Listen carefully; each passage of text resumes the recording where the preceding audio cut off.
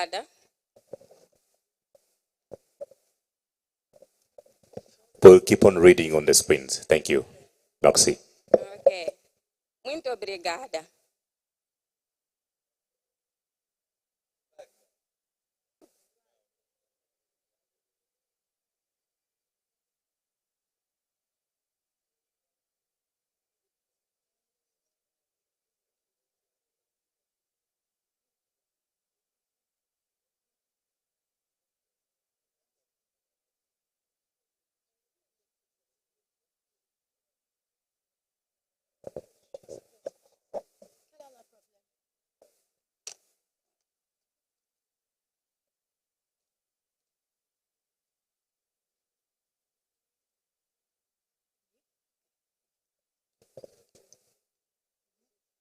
Elle est anglais.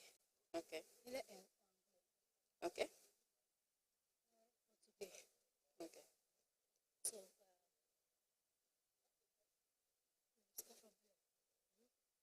elle est display anglais en portugais. Ok. Tu comprends un peu? Non. Il faut continuer. Les gens vont suivre. Tu comprends un peu? Donc les gens ne comprennent pas ce que tu dis. Mais continue. Ok. Muito agradecida pela oportunidade que me dão em estar aqui e agradecer ao presidente da PAPO, professor Zamani, agradecer ao presidente da Associação de Psicologia, professor Afalone,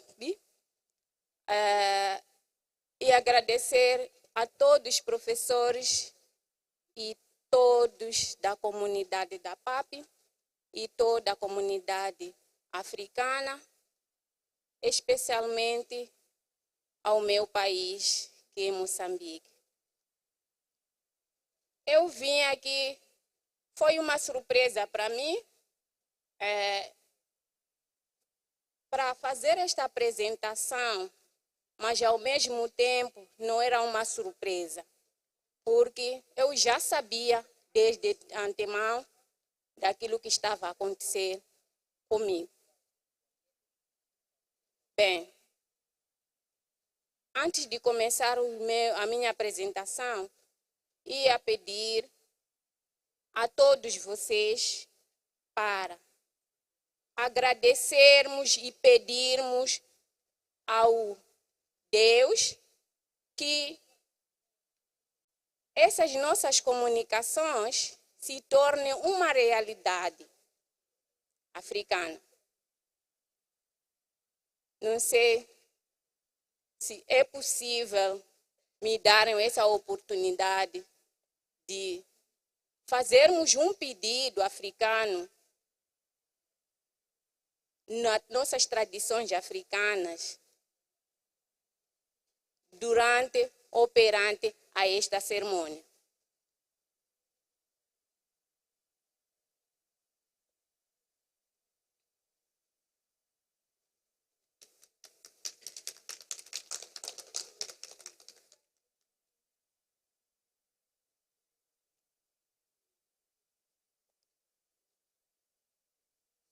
Mas se é possível, ok, estou a ver aqui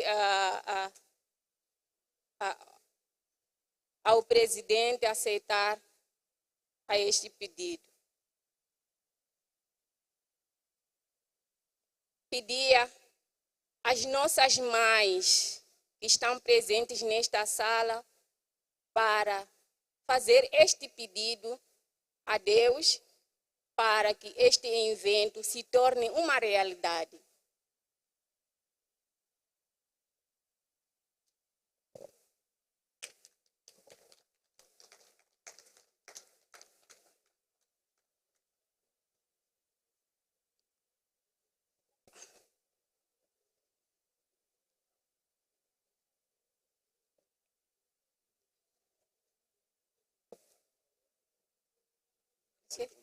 Disent que puisqu'il ne comprend pas portugais, je vais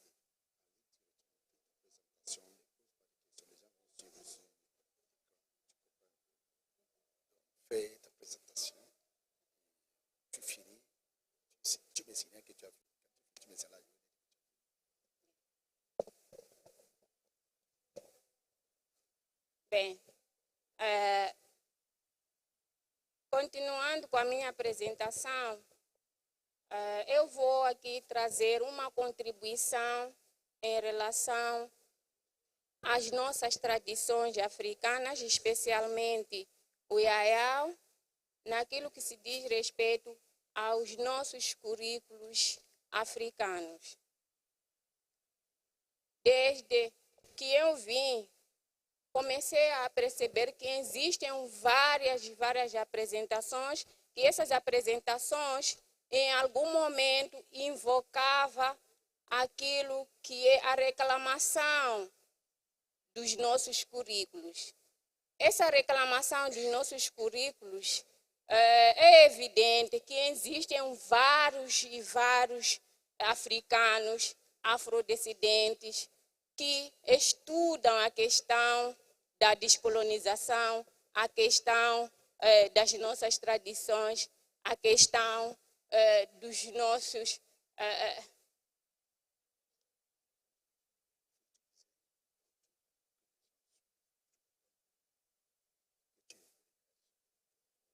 Allez, toi, tu manipules. Aussi peu que ça.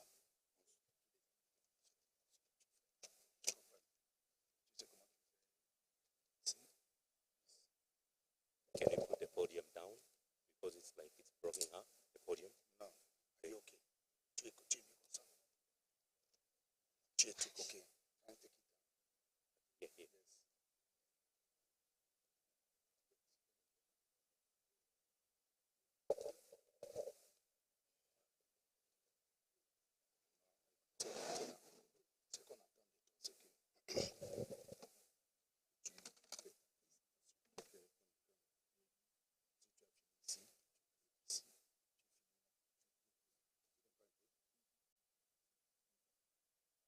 Quel est le problème? Please.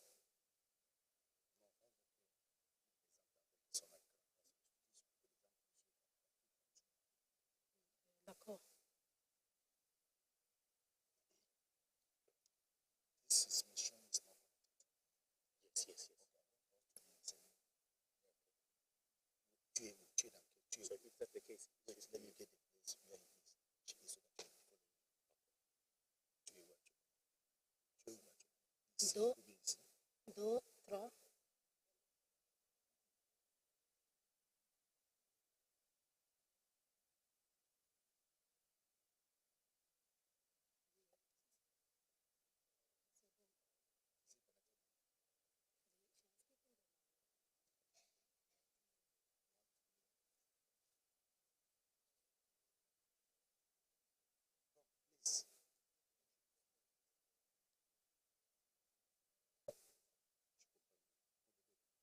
Tu suis ici.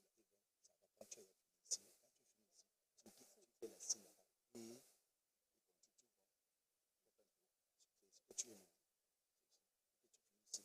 tu signales que la personne avance.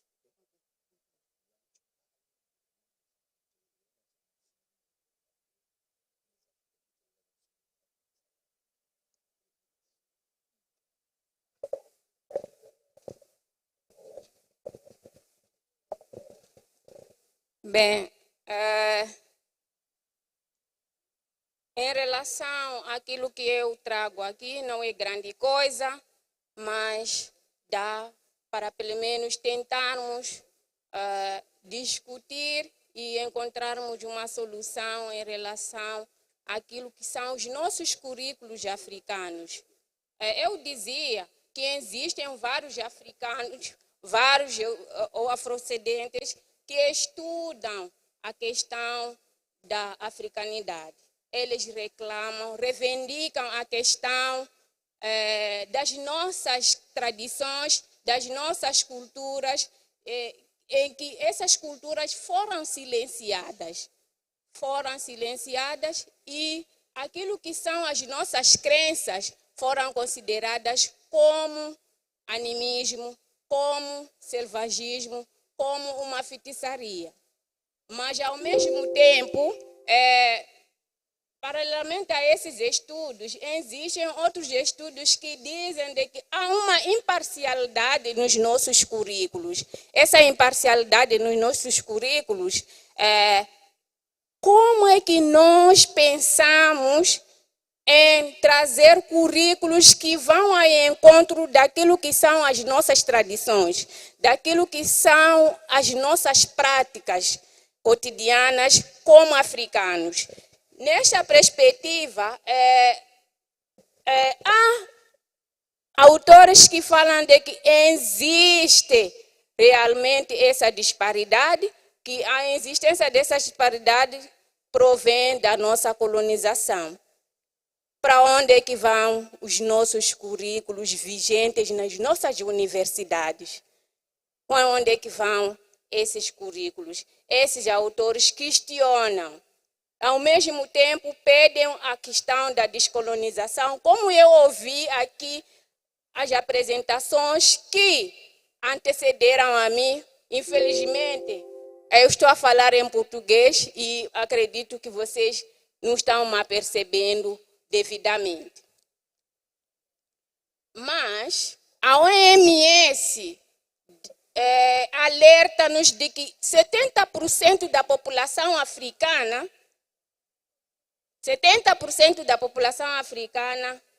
ela recorre às tradições para a questão de tratamentos.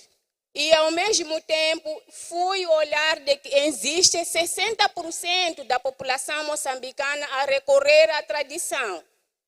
Alguma coisa está a acontecer. Mas, ao mesmo tempo, paralelamente a esses estudos, naquilo que diz respeito aos currículos africanos que não estão de acordo com aquilo que são as nossas expectativas, eu fui conversar com a autora Paulina Chizane, que viveu fenômenos que em África acontecem no nosso cotidiano. Isto acontece. A Paulina Chizane viveu a questão da espiritualidade. A Maria de Carmo viveu a questão da espiritualidade. Eu mesma vivo essa questão da espiritualidade. Mas, ao mesmo tempo, fui olhando, fui passando de enfermarias em enfermarias sem nenhuma resposta. E, em algum momento, até os médicos diziam: você já morreu. Você já morreu. Sem ter solução, eu tive que recorrer a outros conhecimentos, como o caso da tradição. Diante a essa questão, também fui buscando currículos das universidades moçambicanas para ver o que está acontecendo, o que tem nesses currículos, como é que esses currículos são oferecidos aos estudantes. Infelizmente, encontrei aquilo que tinha como expectativa de que eu passei nos órgãos dos hospitais centrais de Maputo. Ao mesmo tempo, percebo que também em toda a África, pelo menos aqueles trabalhos que aqui foram apresentados, nenhum trabalho trouxe a componente africana. Todos estão a reclamar descolonizarmos ou recolonizarmos. Estamos já sendo colonizados. Ok. Estamos já sendo. O que nós, como africanos, estamos a fazer? O que nós estamos a fazer até hoje? O que nós fizemos? Quais são os passos que nós damos para essa descolonização? Bem, existem estudos, sim, mas ainda não bastam esses estudos. Por que nós não convidamos a comunidade para vir nos ensinar? Por que as universidades africanas não convidam as comunidades africanas para serem ensinados? Porque nós que somos estudantes, que somos PhDs, nós já somos colonizados. Precisamos das nossas comunidades nos ensinarem para nos descolonizar primeiro nós e depois descolonizar os nossos filhos. Bem, em relação a isso, eu fui olhar a Agenda 2063, Agenda da Pan-Africana. Ao mesmo tempo, essa agenda dizia unirmos os povos africanos até 2025.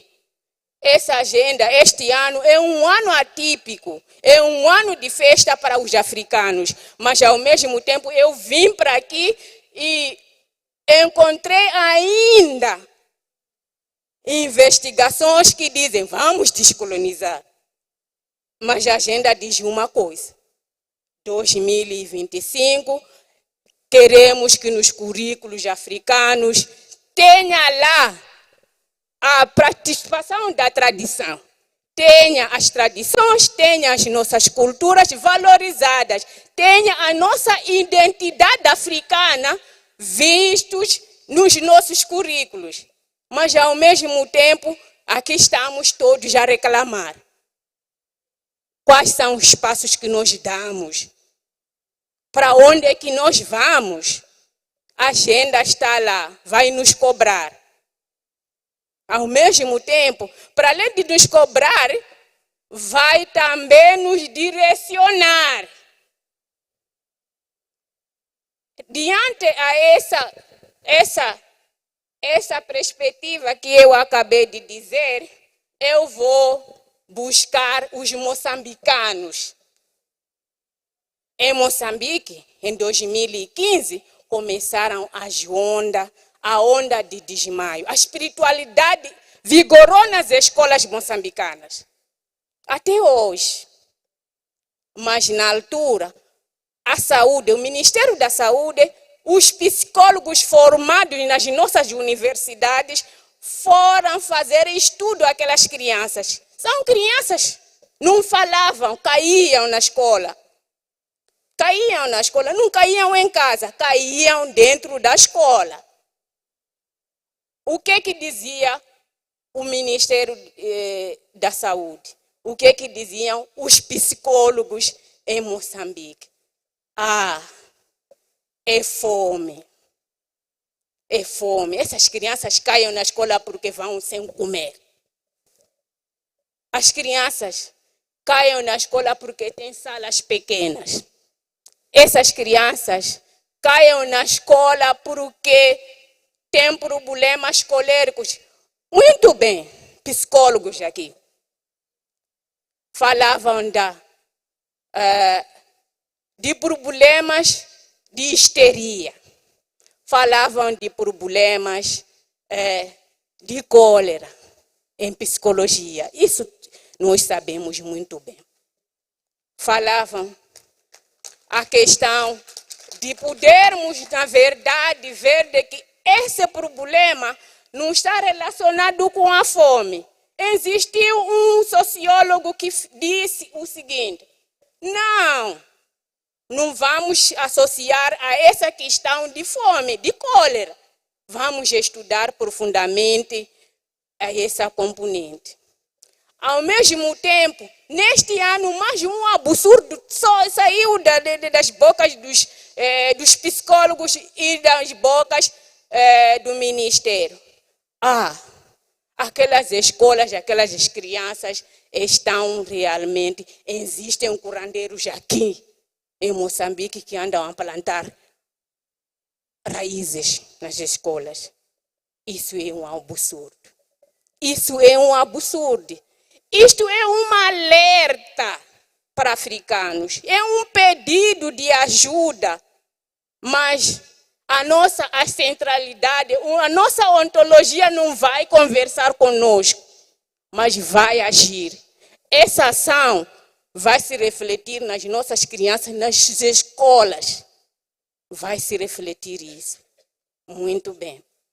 E ao mesmo tempo, eu pergunto a vocês. A agenda está aqui.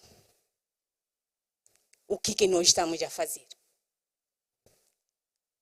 Pergunto a todos nós e a todos os ministérios de educação em África, pergunto a todos os ministérios de ensino superior em África, pergunto a toda a comunidade africana o que estamos a fazer. Qual é a identidade nossa? Qual é? Para onde é que nós vamos? A União Africana, o que estamos a fazer até hoje? O que estamos a fazer? E ao mesmo tempo, eu recordo-me de um autor, esse foi um autor missionário, em que disse: meus irmãos ocidentais, os espíritos dos africanos vão se voltar. E já voltaram. Pelo menos em Moçambique, acredito que já voltou esse espírito dos africanos. Pela onda dos desmaios que existem lá. Que essas crianças não falam, só desmaiam.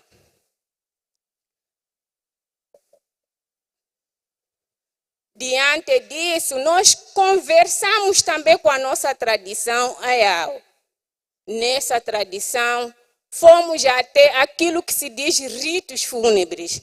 Afinal de contas, vocês têm medo de informar as vossas crianças que em África faz-se uma cerimônia tradicional usando farinha? Tem medo?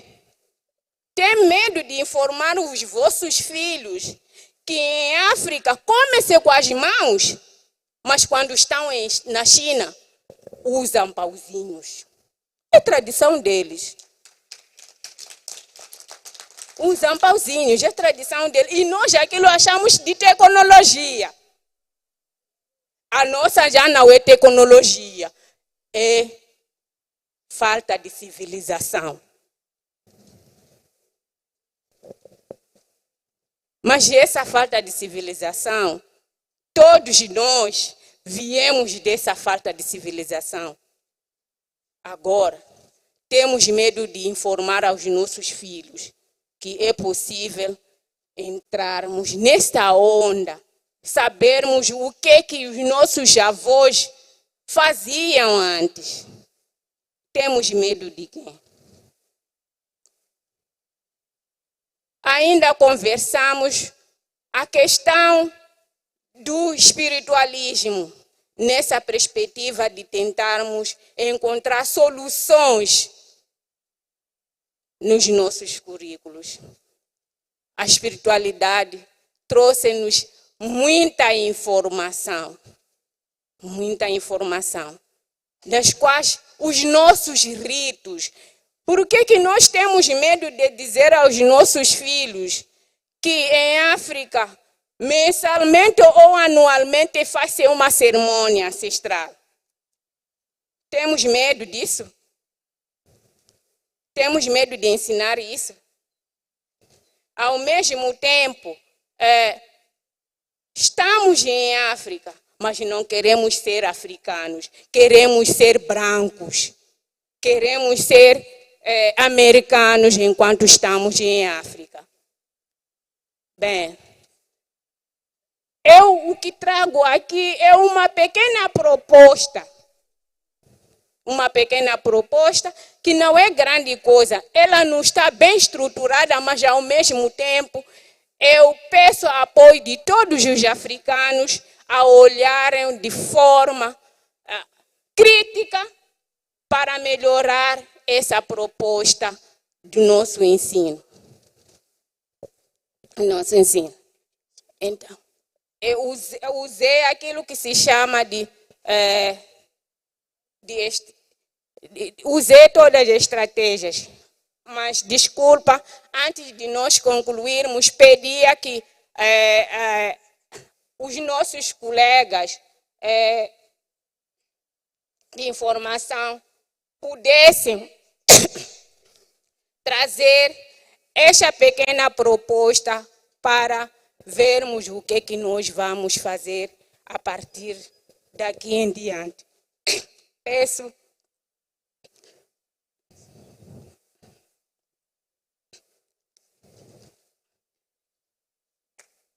o slide. Antes de trazer, peço o Silad, antes de eu terminar, peço que ilustre a proposta.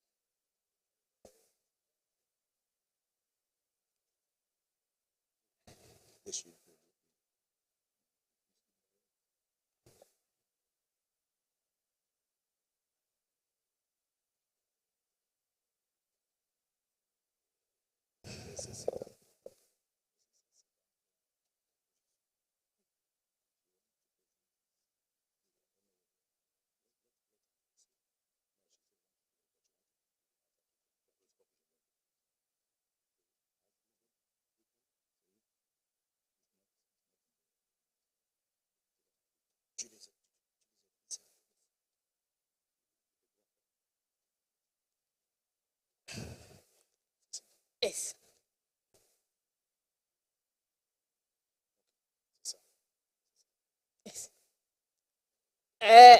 Eu dizia que, com base às conversas que nós fizemos com as nossas tradições e aquilo que nós vivemos no dia a dia em África, eu pude trazer uma pequena proposta, que é uma proposta que não está acabada, precisa de ser melhorada, precisa de ser estudada por todos nós, que é uma proposta que é um currículo numa perspectiva africana. Dentro deste currículo, eu coloquei a questão relacionada com a psicologia em África e no mundo. E, ao mesmo tempo, eu coloquei aquilo que são os pensamentos filosóficos em África. E, em contrapartida, encontrei um tópico muito interessante que está relacionado com os métodos de ensino e aprendizagem nas nossas tradições africanas. E temos aqui a questão da língua. Na questão da língua, eu coloquei técnica de expressão de língua Swahili. Por que eu coloquei língua Swahili? Eu fiz uma pesquisa antecipada de quais são as línguas que são faladas em África. Nessa pesquisa, encontrei que a língua mais falada em África é o Swahili. Está muito patente isso, porque senão traria a língua moçambicana. E também coloquei a questão da estatística africana. Nessa estatística africana, eu pude fazer uma espécie de investigação antecipada que percebi de que a estatística africana é necessária.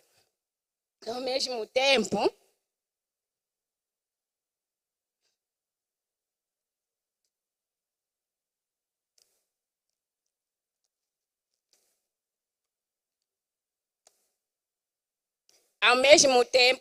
percebi de que as nossas tranças, essas tranças, as mulheres, as mechas que elas põem, essas mechas nós não valorizamos em África, mas eu encontrei no Brasil a se estudar as mechas africanas, a se estudar as tranças africanas. Nós africanos não estudamos isso. Isso é nojento para africano. Não é nada para africano para estudar.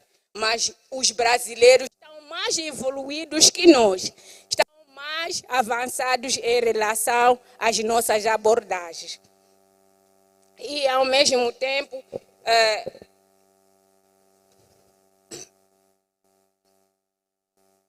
trago aqui diversas disciplinas, entre as quais essas disciplinas nos propõem a questão da africanidade, as terapias africanas.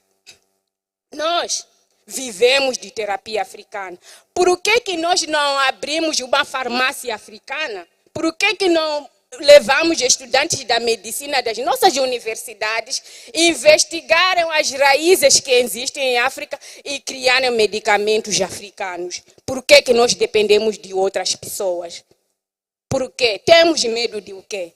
Temos medo de chamar uma pessoa adulta e dizer: esta planta funciona como?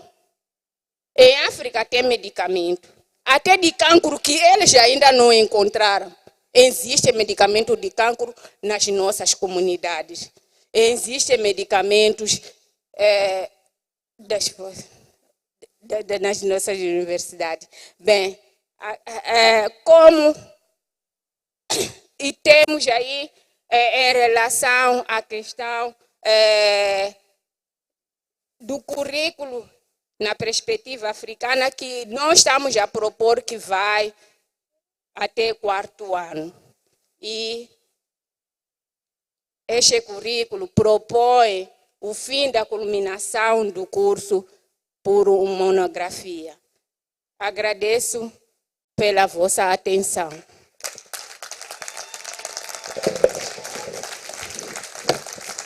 J'apprécie Mpakwa Magona, Kodioto Benis. Soyez le bienvenu, Kodioto Benis.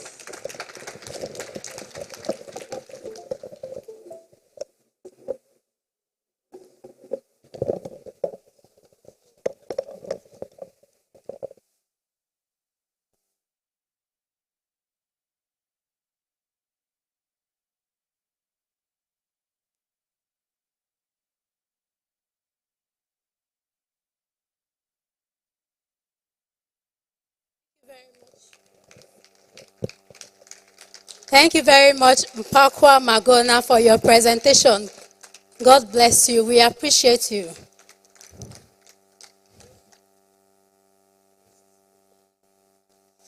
I hope we enjoyed it. Okay, please, can you give yourselves a rolling clap? Let's do it like this.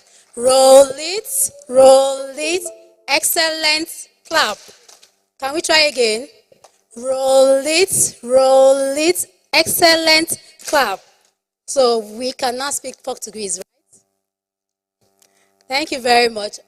I'll be inviting my colleague, Dotto, to continue from here. Dotto, please, can we have you here? Please, let's continue to clap until he gets here.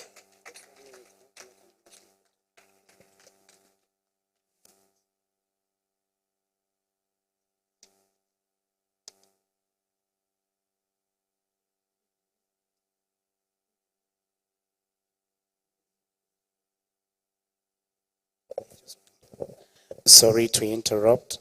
Please, those who are contesting for the NPA elections, the committee have notified us that they are done, and so you send your agents so that the coalition can continue. Please go close to where the committee are having their rounding up on the election processes. Thank you. Thank you so much.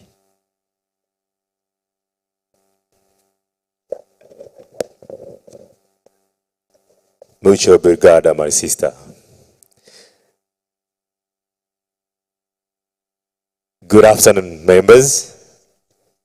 Good afternoon. I came to realize, Professor Zamani, we need now to have an APA pidgin so that we may be communicating through that. You see, it was a little bit tough for us to get credit, but that's how it is. Allow me now to take this chance to recognize our guests.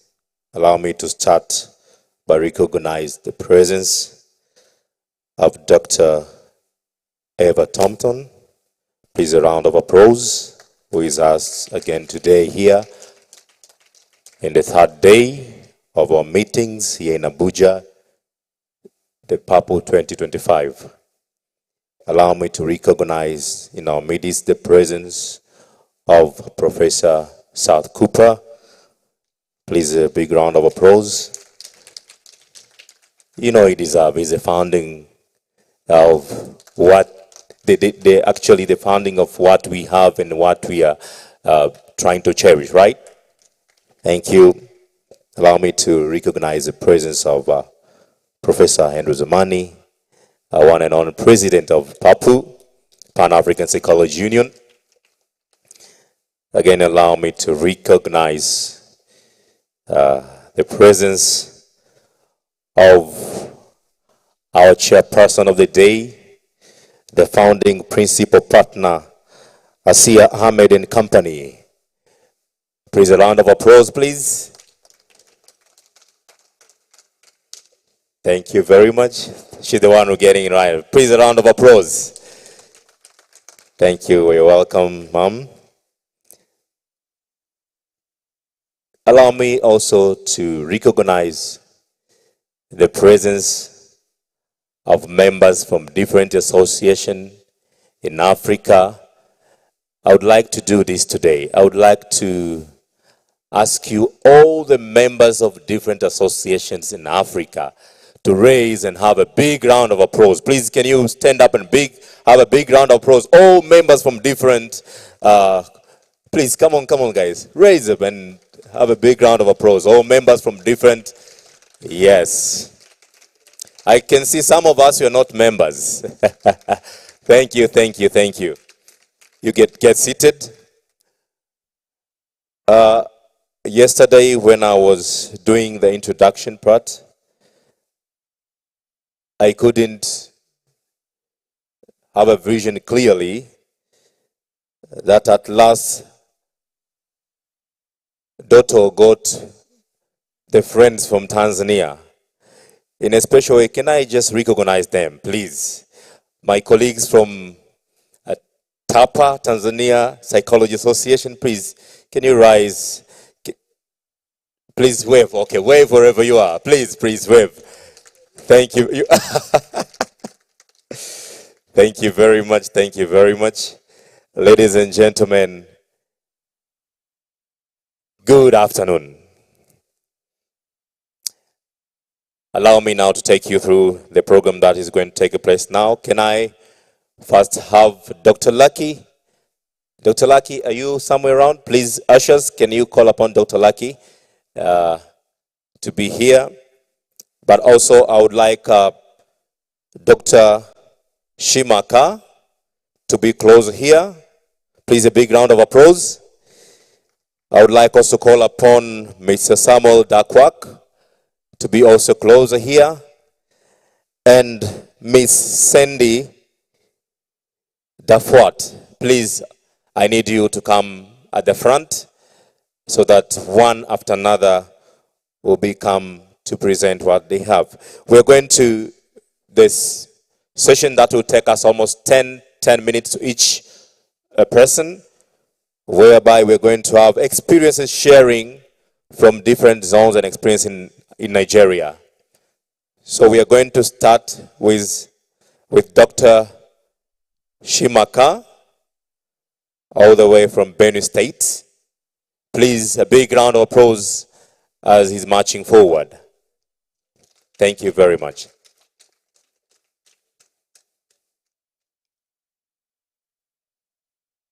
Dr. Shimaka, are you around? Oh, you're setting up. Okay. Thank you. Is Dr. Lucky around? Lucky? Let him come, because we promised we have a gift yesterday, and then we want to do it right now before we begin our session.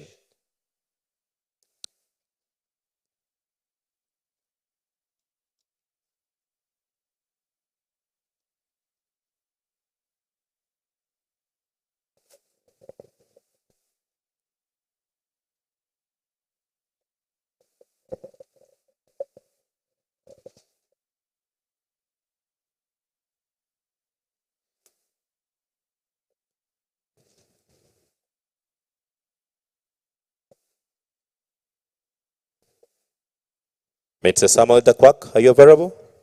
Can you start? Okay. Sandy, can you start, please? So that if Dr. Shimaka, things are not yet set. I know we have been experiencing some trouble with tech stuff, but you're good to go? Please, you're welcome. A big round of applause, please. It's time for experience sharing. You're welcome.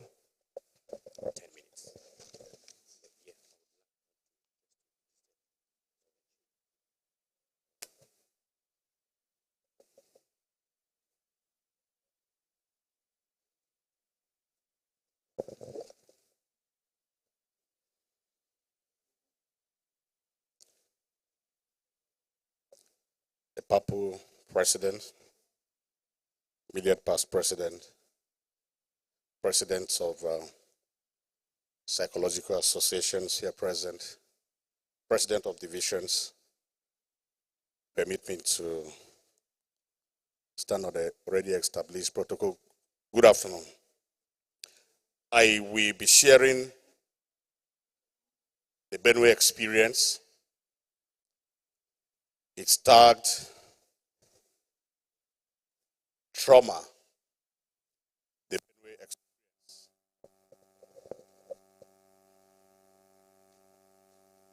Before we begin the presentation, I want to crave your indulgence.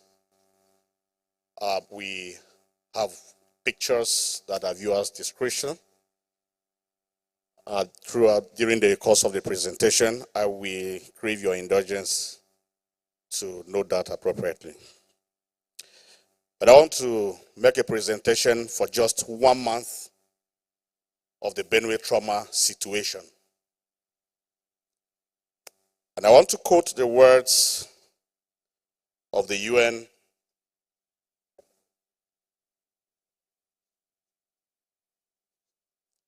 Okay, we're having difficulties there. I want to begin by quoting the words of the UN chief by saying the trauma is real in Benue. Women have witnessed their loved ones being slaughtered. Children have witnessed their parents being slaughtered. The grief, the pain they carry may only surface after the emergency team may have left intervening. The report, the Benue Situation Report I want to present is the report of June 2015. And it's a story of the Yelwata attack in Benue State that occurred on the 13th day of June 2015 around 10 midnight till 2 a.m. We are all aware that Benue and the North Central states are experiencing unprecedented attack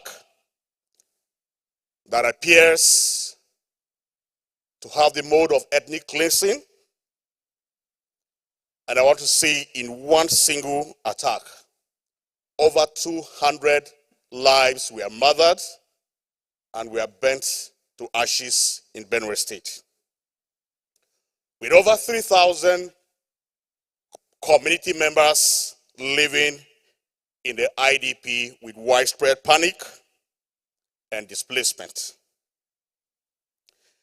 This displacement disrupted their source of livelihood, disrupted their social networks, eroded their trust and their sense of existence. The attack in Benue State has begun as early or as long as 2005 and has continued year in, year out till today. As at yesterday, a community in Agatu local government of Benue State were ransacked with well over 22 lives lost on their farms. On the 13th of June, during the rainy night at approximately 10 p.m., armed terrorists targeted the Yelwata community. Prepared by the military action resulted to advancing to the Yelwata market, where already displaced persons camped in the food stores within the market square, broke in, macheted both the young, the old, the pregnant women, and the children. I want to say very quickly, rolling out the statistics of the aftermath of that attack, that in the IDP camp set as a result of the attack, we had 149 children less than 1 year admitted and registered in that camp. 74 of them were male, while 75 were females. 643 IDPs were between the ages of 1 to 5 years. 303 of them were male and 340 were females. 775 IDPs were registered in that camp as a result of that attack. 439 were males, 336 were females. Ages 13 to 17 years, we had 715 registered in the camp. 353 were males and 363 were females. And those between the ages of 18 to 19 years were 2,306 registered in that camp. 545 male, 1,761 were females. And those above age 60 years were 196, bringing a total of 4,786 persons displaced in one single community in one night within 3 hours. Of all these statistics, we had 4,786 individuals and 2,141 households living under displaced conditions that were not worthy of human inhabitation. You can see the pictures on the wall depicting what actually happened at the Yelwata camp of 13th day of June. The Benue NPA swung into action, mobilizing every form of mental health and psychosocial support. Common symptoms presented were post-traumatic stress disorder because those who were displaced were already internally displaced persons seeking refuge in conditions that were actually not habitable for human existence. So they were also experiencing ongoing traumatic disorders. And others were also experiencing continuous traumatic disorder. We also, in the course of assessment, also observed that they had suffered from separation anxiety. They also suffered adjustment disorders, and there was also prolonged unmet sexual needs. We also had cases of IDPs attempting suicide. Distinguished audience, I want to reiterate again, the trauma is real. I want to present before us the case of Mrs. A.G., a 45-year-old widow whose husband died 9 years ago.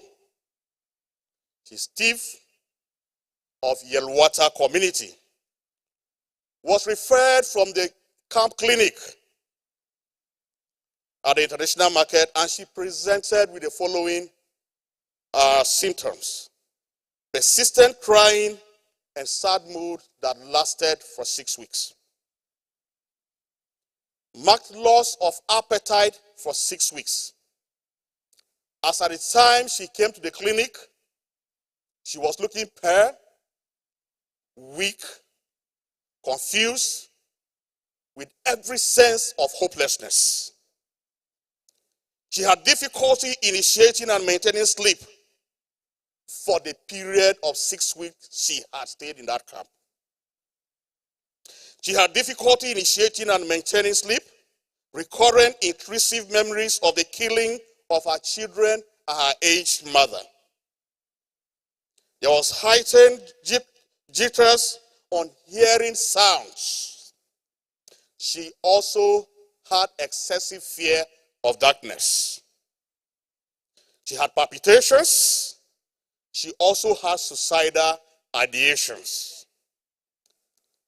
There was social withdrawal. Who is this AJ?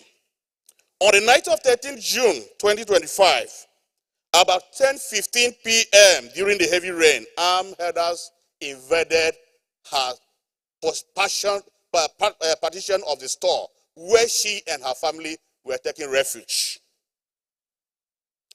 She reported attackers forcibly entered her apartment. And sensing this while her aged mother and children were in deep sleep, she hung and suspended herself on the rafters of that store. And there she saw all her children slaughtered. Her aged mother slaughtered. And they were all burned. It was in the process of burning that she jumped into the fire and managed to escape, lost consciousness directly behind the building, and was left there.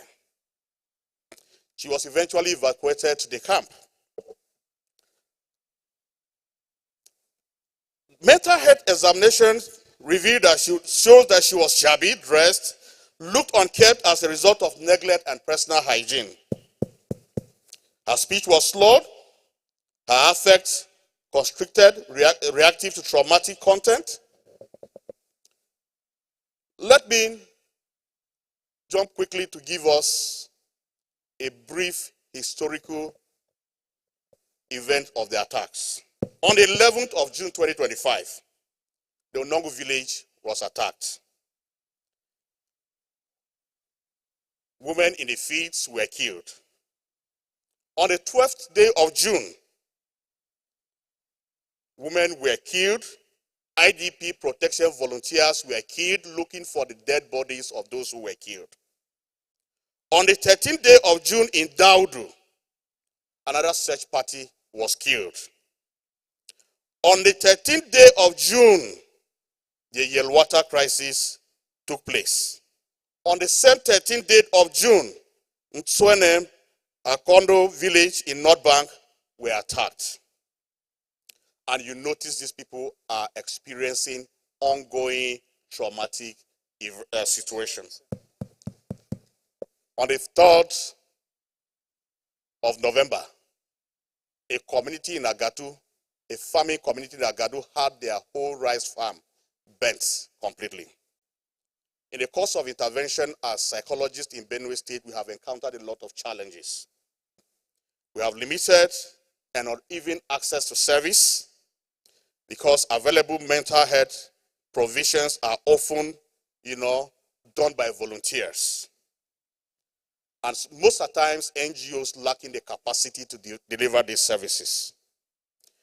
There is also the problem of insufficient funding and resources. Financial support is lacking, as mostly what is done is it's on short-term basis because of lack of access to funding. And there is also the absence of government policies to support sustained IDP interventions. What have we done? We have initiated approaches to create partnership to sustain intervention. And the first thing we have done is the establishment of partnership with donor agencies to also participate in intervention in the IDP camp. I want to tell you, in Makurdi alone, there are 4 camps. One is called the Mega Camp, another is called the Ichwa Camp, another is called the IDP camp, and I want to tell you, none of them has less than 4,000 IDPs living in this camp in dehumanizing conditions. We have also taken advocacy to stakeholders. I'm happy we have our state honorable member who is a clinical psychologist representing us at the State Assembly. And I want to say our advocacy is yielding results. With his support, we have pushed for the domestication of the Mental Health Act to create a Department of Mental Health at the Ministry of Health. The bill to that effect is awaiting the 3rd reading, courtesy his efforts and partnership with NPA, which is going to be chaired by a clinical psychologist. And we hope that with that, we are going to create a source of funding for mental health intervention, not just in the IDP camp, but also in the state. We have also begun to build capacity of psychologists to ensure that we sustain this intervention. We have created partnership with the World Health Organization that recognizes psychologists as a gateway to mental health intervention. We have sustained that intervention with UNICEF. And as I speak to you, I say UNICEF has in their employment, a clinical psychologist that is being on their payroll for intervention in the IDP camp. Our partnership with the Christian Aid has also yielded results, seeing our intervention with children, women, yielding results. We hope that this is an avenue for us to also collaborate and also seek more partnership to help improve the well-being of the traumatized Benue community that are living in abject and dehumanizing conditions at that level. I want to thank you for this opportunity, for making this presentation. I hope it will give us a leadway in establishing the partnership we desire. Thank you very much. Big round of applause. Thank you for such a wonderful presentation. These are the real things that are happening in our countries and in our societies. Dr. Lucky, please come up front. I would like to ask all of you to stand up. Please, we have been seated for so long. Can you stand up now? This is the gift that I promised you yesterday. And after this, I will tell you the behind story. Dr. Lucky, yes. Just take the mic. Right? Thank you so much. The next presenter, please be ready. 10 minutes. Our foreign delegates, let me stand on the established protocol, but I want to particularly welcome our Pan-African visionary leader in person of Saskupa. You're welcome. I believe that all of us who are Nigerians, you know that the Federal Capital Territory is a land of unity that has an ethnic group called Bagi. So we're going to do a small Bagi dance to energize ourselves. Can I have all my theme? The organizers, quickly, can you just come up? Where organizers? Please, come on. Come up. We only have 2 minutes for this. Yes. Studio. You get music ready. It's a simple dance. I will lead the steps and we all follow. Right? So you're all going to be Bagi people at this very moment. Yes, quickly, come up quickly. Let's just give a small dance steps to our guests as a gift, like Doctor said. It's a gift that we are giving our participants. For those who are ready. Are we not ready? Okay.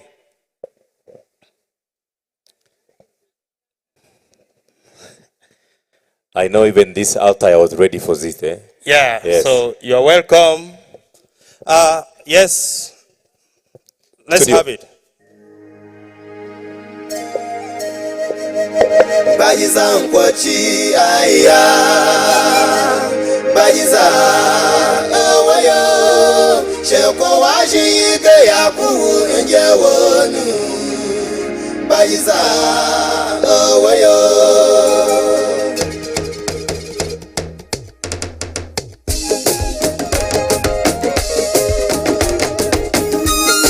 Come on guys, this is a gift, please, pull it.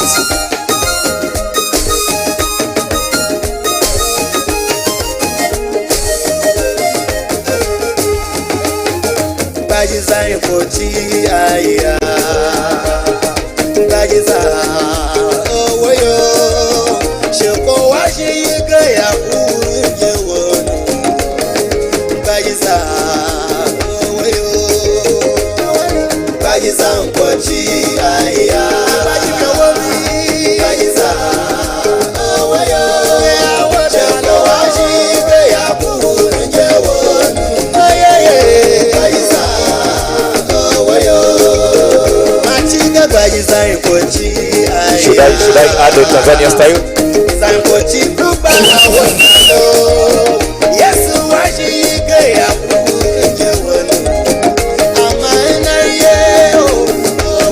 You can come, my friend, if you feel. You can come. Just energize and come. Yes, come and join. Come on.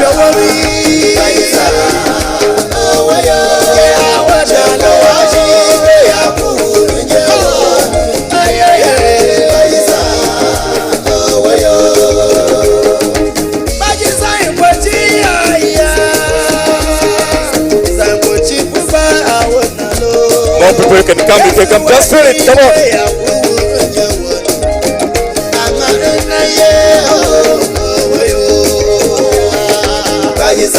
Please talk to your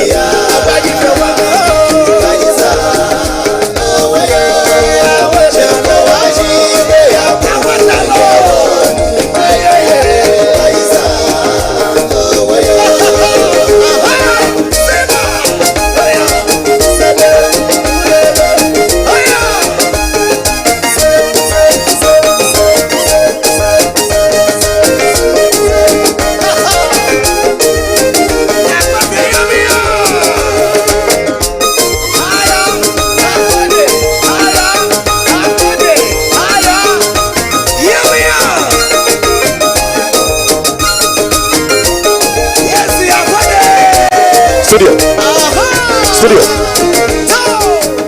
Okay. Oh, wait. Just wait.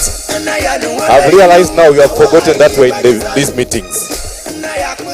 Okay, please finalize. Okay, please.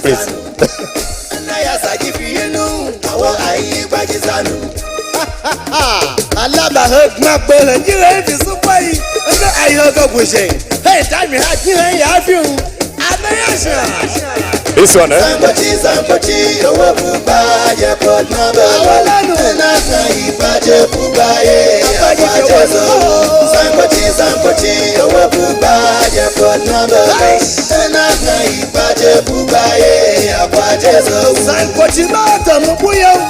Sani Yesu kawanya chei, anya kubashi wa chako koshi wa Yesu ko wa foje, abaje wa lada we ma nga wa lati wazo, amami yaboke, otishe wayilo.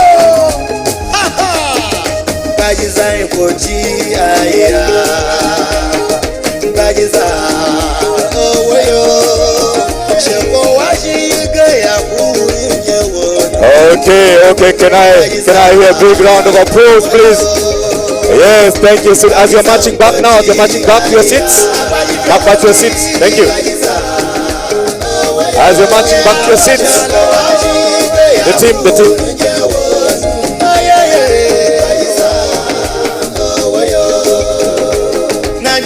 March back to your seats as you're going to take the photo with the team.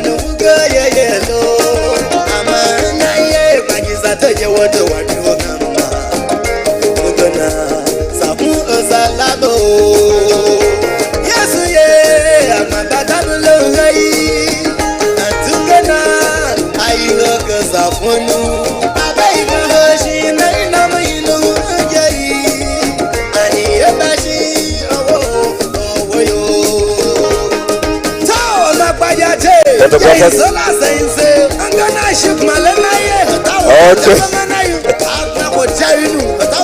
Okay. Thank you, studio, thank you.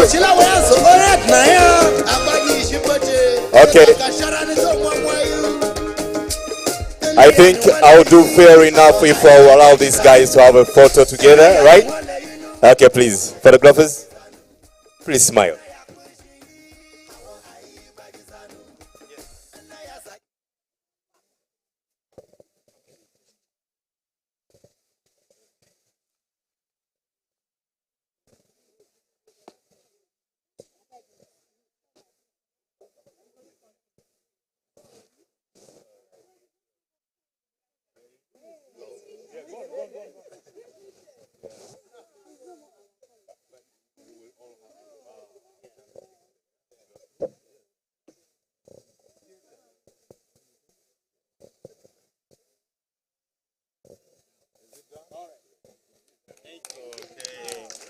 Thank you.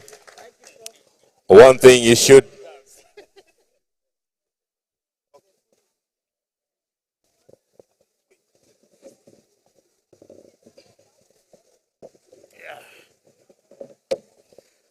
Thank you, Dr. Lucky.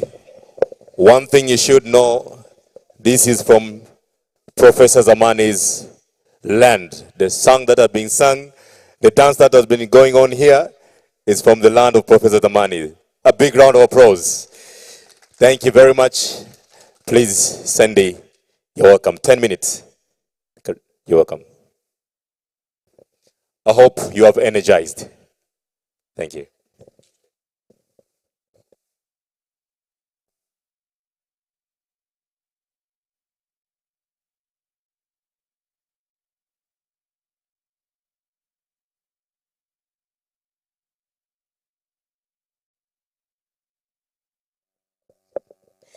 Good afternoon. Please, I'm going to stand on the existing protocol. If I stand here, you might not see me, so that's why I'm here. So my name is Sandy Danjuma Dafat. I work with the American University of Nigeria. How many of us are familiar with the Chibok girl story? Who has heard about it? Have you ever asked yourself, we've been saying, bring back our girls, bring back our girls. They are back. Where are they?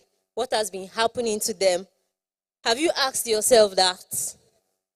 Okay, so they are my girls. So the Chibok girl story, for those that are not familiar with it, I'll just give a short background story. So they are schoolgirls adopted from school the night of April 14, 2011. 276 girls were adopted from school. They were all girls. Chibok is a community in Borno State. So that's why we have the Chibok girls using the name of the community. So they were taken by the extremist group, which we all know as the Boko Haram.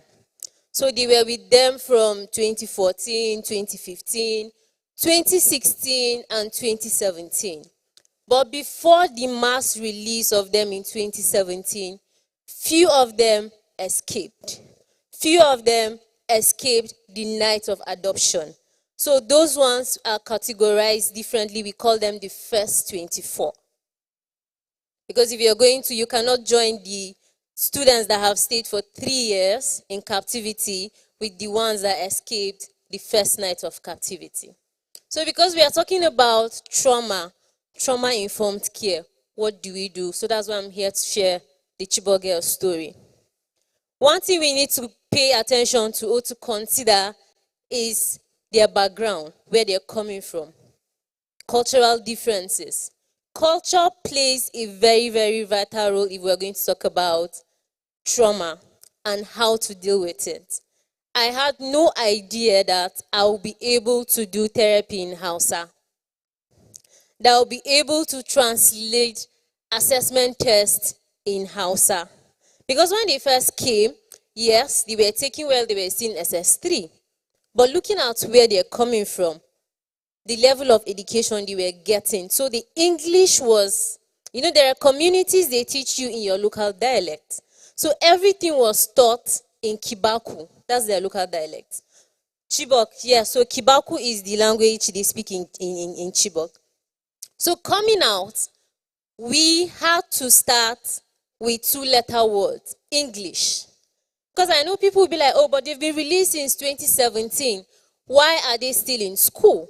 Yes, because we had to run a secondary school program for them before they integrate into the university, coupled with the trauma they have faced, and then the academic background they had before they came. So back to culture. I remember when I first got the job, they keep saying they don't need a psychologist, they are not mad. Why are they bringing them a psychologist? It was really a big issue for them because they feel, oh, are we mad now that you're bringing a psychologist to us? Which was going to make my job difficult because how do I make these girls understand that no, you are not mad, but yes, you need me and we need each other. Because therapy is a collaboration. I tell my clients this. You need to help me help you. If you don't help me, there is no way I'm going to help you. If you give me small information, I'm going to work with the small information. I know that people think that, oh, psychologists are witches. No, I'm a psychologist, not a witch. So what we did was we implemented something we call the life skills. So life skill is a group session which helps us have them in individual sessions. So when we have group sessions, we talk about different mental health topics. So let's say on one of the sessions, we are talking about depression. What is depression? What causes depression? What are the symptoms of depression? So because we are all in a group and we are discussing it, it makes it easier to relate. Oh, I am experiencing this. Oh, I'm not the only person experiencing this. So it makes it easier for them to come and meet you individually to talk about the issues they are facing. And because they experience the same kind of trauma doesn't mean they are reacting to it the same. One thing we don't know is we all know that they were all taken to Sambisa Forest and they stayed together. No, they did not stay together.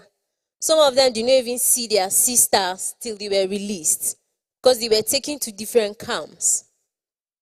We have a student that lost her leg from captivity.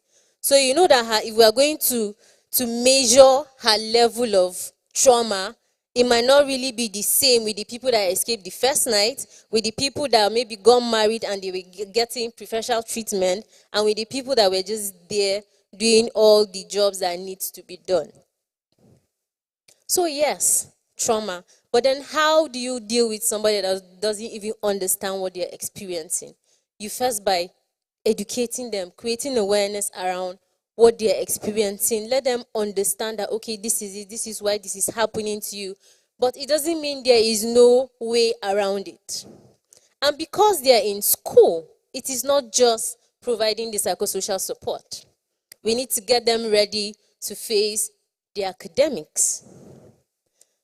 And you know, with trauma comes, if you're not, you're easily, you just want to give up if you're not resilient. You feel you've lost a lot of years have gone by, and then taking you to the American University of Nigeria might sound like it is way, way above your level. So making them understand this semester by semester. But one of the major challenges we face is re-traumatization. Because once school is on break, they go home to their parents. So it's like managing an injury, they go back home, and we still know that these attacks still happens in these communities. So you might just be somewhere, maybe they travel for their break and they're calling you, oh, they've attacked Askira. Oh, they've attacked Uba. And then maybe they lost a family member, their houses were burned, they had to run. So you've been able to manage the trauma for the months they're in school. Then they go back home and then come back with a different kind of trauma. It's like peeling a wound that is not really dried.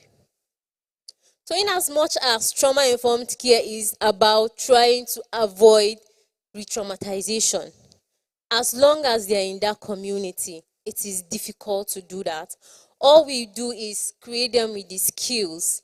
And like Professor Okonkwo said yesterday, Barnabas, he said something, he said, some people are naturally born not to be resilient. No matter how hard you try, there are people that they easily bounce back from something they face. But for some people, it is difficult to bounce back. But for them, whether you are resilient to bounce back, there is always something that will want to pull you back. But now they are women, because they have grown past the years. When they were taking, some of them were 16, 15, 17.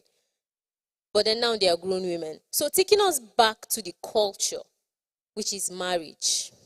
So they are still in school, but then they are under pressure from home, from their culture, from their community to marry, because now they are 21, 22, 23, 24, 25. And it was an issue. So we had to agree that, oh, okay, you can marry and still come back to school because we still want them to go to school. But we know the challenges that comes with raising a home and in that same community, because another thing they do is they don't leave the community. They still go back and marry people from their community. So we're still trying to look into that, because sometimes it doesn't make sense to me that it's like you've seen the light and you're still going back to the darkness. Because you know, when your community is not safe, you don't have good schools in your community. If you have kids, how do you train them? Do you want your children to to grow up educated or not, but they still go back to the communities. So this is one role the culture plays. I remember one time I was so frustrated about something that had to do with their culture and how it was affecting what I was doing. Then someone said, you cannot fight or be frustrated about a culture that has been in existence before you came, which is true. But we can create awareness for these people to know and understand these things. And when we talk about the Chibok girls, what about the Chibok parents? What about the community? What about the mothers that have their children, their girls are not yet back? So there's another part of work I do with the mothers of Chibok. Even if your daughter is back, the mere fact that your daughter was adopted out of school for years is a traumatic event. Then your daughter is not back. And then other people's children are back. So it is usually very, very traumatic. But they are resilient ladies, they are strong women. So now you know that, bring back our girls, they are back, they are doing well. Sometimes you go back and forth, but yes, we're doing well. Thank you very much.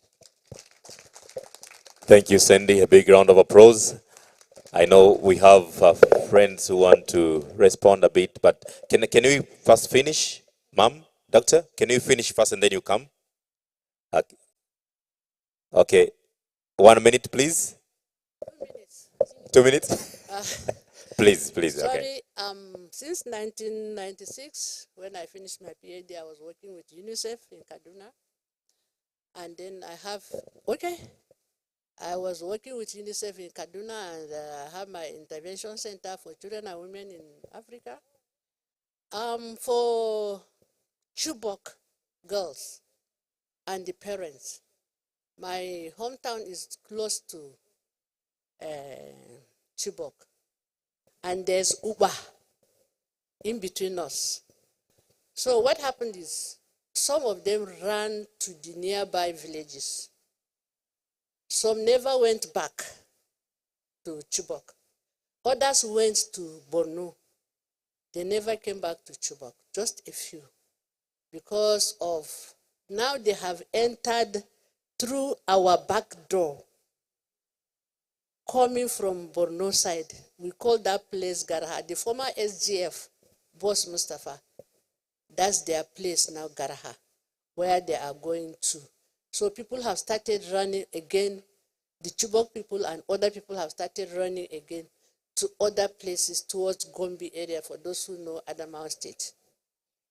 What is important there is, some of us, we don't go to that environment, but we try to gather some materials, clothes, money, and get someone from their area to know how to send. And those who are in Hong, we identify them and visit. But since I stay in Kaduna, we try to connect through the people who are back home. Trauma is only God that can help somebody to go through. Like Leah now. Leah, you have heard the story of Leah. Leah is still in the forest. What we heard is that she has given birth to 2 children, but it's not easy to get in touch. For now, it's about 1 year we have not heard anything about her. So please, there's nothing God cannot do. Let us pray. Nobody, once again, nobody is born Boko Haram. Nobody is born a bandit. Nobody is born a harlot. It's all about the rearing practices. Let's pray. Let's take care of our children. Don't go far from your child. From pregnancy to adolescence, take care of your adults. We are still praying. If you are interested in helping or supporting, contact me. I'll connect you with people who are going there. Thank you very much. Thank you.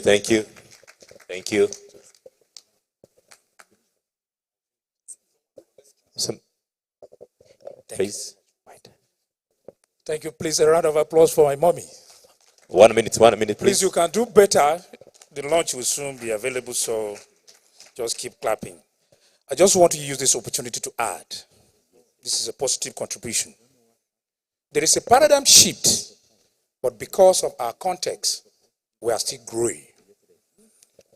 The presenters, you remember she talked about re-traumatization. When your client gets back to join with the family, you see changes. You either see lapse or relapse.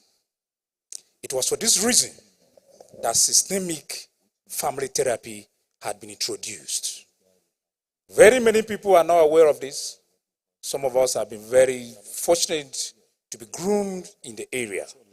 And so, in the spirit of collaboration and cooperation, we are advocating for family engagement in all mental health conditions. In the context of depression, you involve the family. This family now depends on who your client says is the family.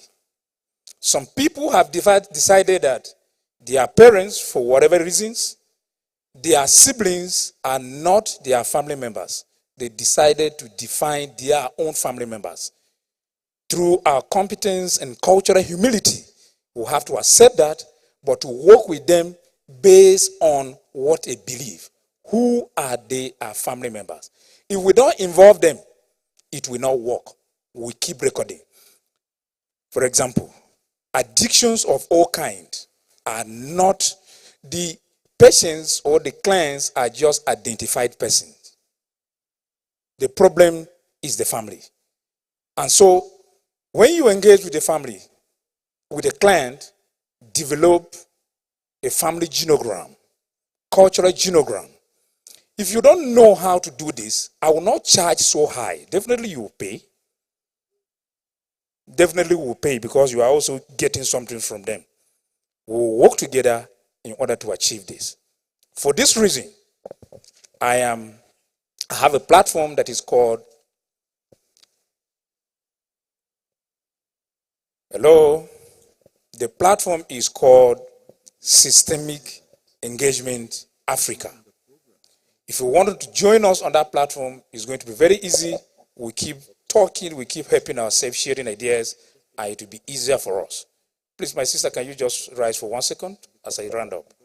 So, if you are interested in joining that family, systemic engagement, systemic family therapy, please get in touch with her.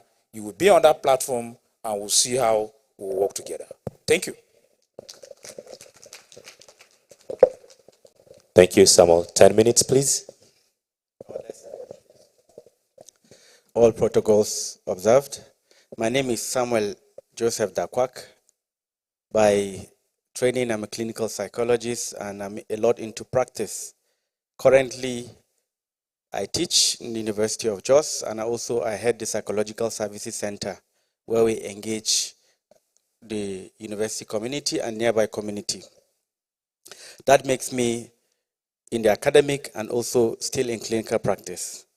The work I do basically is the application of mental health and our clinical psychology knowledge into practice, especially in the area of trauma. I'm going to share experience. I hope they can project the slides. Can just project the slide, please. The work that myself and my colleagues do is a lot ranges from individual to community level of support on trauma. Primarily, if we talk about trauma in the middle belt of Nigeria, you realize that it is associated with kidnapping, is associated with community conflicts. Natural disasters are they occur, but not too common as a source of trauma. So the work I do, a lot, we see people that come from incidences of being kidnapped on the road, in the bushes, in their communities, and they are traumatized.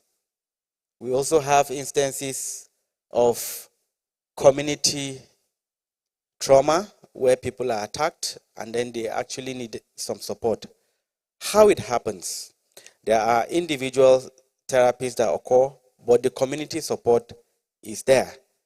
In the recent past, a group of mental health professional psychologists are engaged with some other international organizations in providing support, especially to children who are experiencing symptoms of trauma. And they actually get the best of help with our skills and knowledge. Going forward, we also see how people who are traumatized get some form of support and referral because of the work we do. The work I do spans in the northeast and most part of Middle Belt Nigeria, including Kukareta and other communities in the northeast, where we see people that have experienced extreme violence and extreme traumatic events, and then they end up coming down with symptoms of severe trauma. We help to work on them in different projects. After this slide, you will see a few pictures of some of the things that we do. Then third, no, go back, please. Just go back. Go back, just go back. The third is my work on trauma with religious organizations. Nigeria, we know, is very religious organization, so a lot of people present to our religious leaders, our imams, our pastors, our priests, and all the people that are in religious sphere. So they do not know how to go about it. They pray for them, but they lack the ability to be able to help the people. So there have been a lot of work with religious leaders, especially as a result of trauma in the Middle Belt, and not just in the Middle Belt, in most parts of Nigeria accordingly. The fourth is the integration of trauma and drug addiction. Recently, we had a program in Cairo where we discussed how we can be able to help ourselves in Africa and integrate our African knowledge in the management of trauma and associated substance use abuse. We know that when people are addicted to substances, the family members are traumatized and they run helter-skelter, lack what to do. We are able to carry out programs that are helping people to benefit from it. Just recently, sometime in August, there was a program we had at the Federal Medical Center where we had the Colombo training for addiction professionals. This enables mental health professionals to be able to learn about trauma and drug addiction.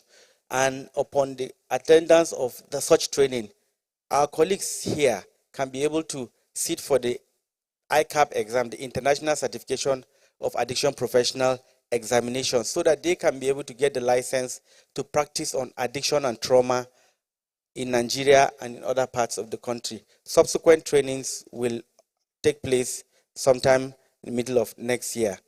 The last is capacity building with the African Institute for Behavior and Social Development, AFRIP. This is an institute that does specialized trainings on trauma and trauma care to professionals and caregivers so that they can be able to understand what the basics of trauma is and how to identify the management and the best practices of trauma care. I have had lots of local and international trainings on trauma, but the aim of what we do is to integrate the international content and the African knowledge to deliver these trainings. It is being organized currently that sometime in February, there will be a training of trauma that will take place at the National Hospital from the 11th to 13th of February 2026 at the Trauma Center of the National Hospital in Abuja here, where we are hoping to equip more professionals so that we can be able to do the work together. Together, we can do it all. Thank you very much. So can just flip through the pictures of some of the work. My work with children, as you can see. These are working with children in a play therapy here. Next slide. You see how the children, upon the trauma sessions, I want to recognize in a very special way Professor Karuri, who is my supervisor in such training projects. Please can you wave, ma? She's my supervisor in such engagement. Next slide. Okay, these are community lay helpers, where we train them on basic management of trauma and how they can be able to do community support of trauma. Next slide. Okay, this photograph was taken just 3 days ago at the training of some religious leaders in Benue State, Makodi, together with some of our mental health professionals on the trauma. As Dr. Ishimaka has mentioned, Benue State have been traumatized because of the incidents of crisis, and men of God are actually trained on how to be able to identify and manage trauma at their level. Next slide. Okay, working with organizations on debriefing and how to manage trauma, especially in any part of the country. Next slide. Other organizations, especially that have vicarious trauma, needs some form of intervention directly or indirectly. So when we do some capacity building, the aim is to be able to enhance our skills, help all of us to be able to grow. Thank you very much. Thank you. Can you join our hands together? Thank you, Mr. Samuel, for such a wonderful presentation. Dear members, ladies and gentlemen, I sense that there is a feeling that the energy is low a bit, isn't it? Huh? No? No. Okay. Okay. We just oh, sorry. It's okay. That's why we are here. Yes, to make sure that we plan and we energize ourselves for working forward as we are going to serve our communities, isn't it? Can we do this for me?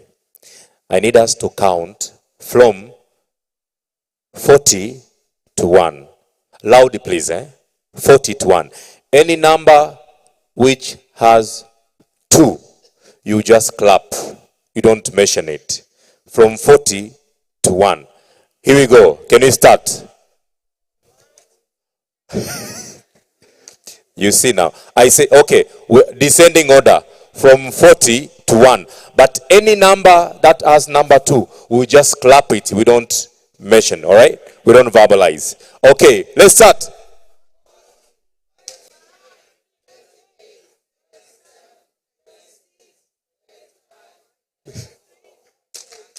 Come on, guys.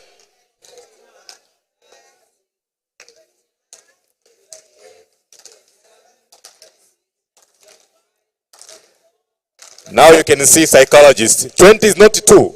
Is it not number 2? You are supposed to clap from 30.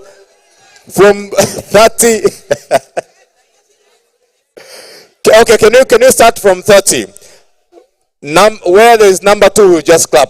From 30, descending order. Okay.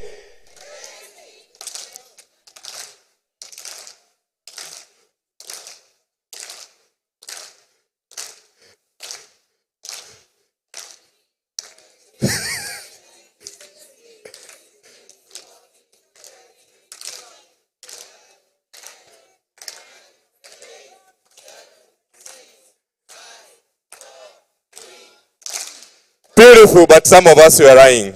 We are lying. Thank you very much. Thank you very much. We are now going to the last session before we go to lunch. We're going to have specialist group reports.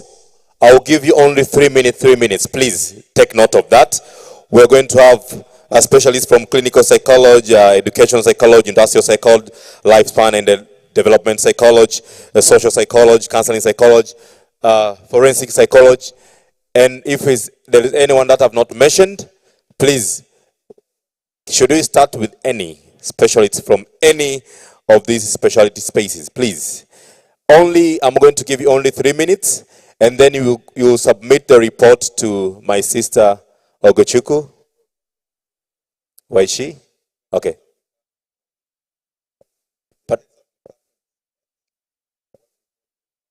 All right, thank you. If the heads of department also are here, we can have that. Reports, can I see Is there anyone who is ready now to come?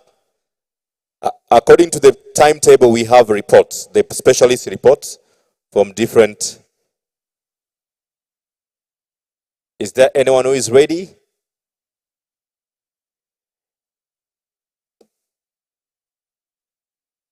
Okay. Anyone who is ready? Okay, please allow me now. Let me do this before we go to that. Otherwise, I'll change a bit our timetable so that we may not caught up with the time. Allow me now to call upon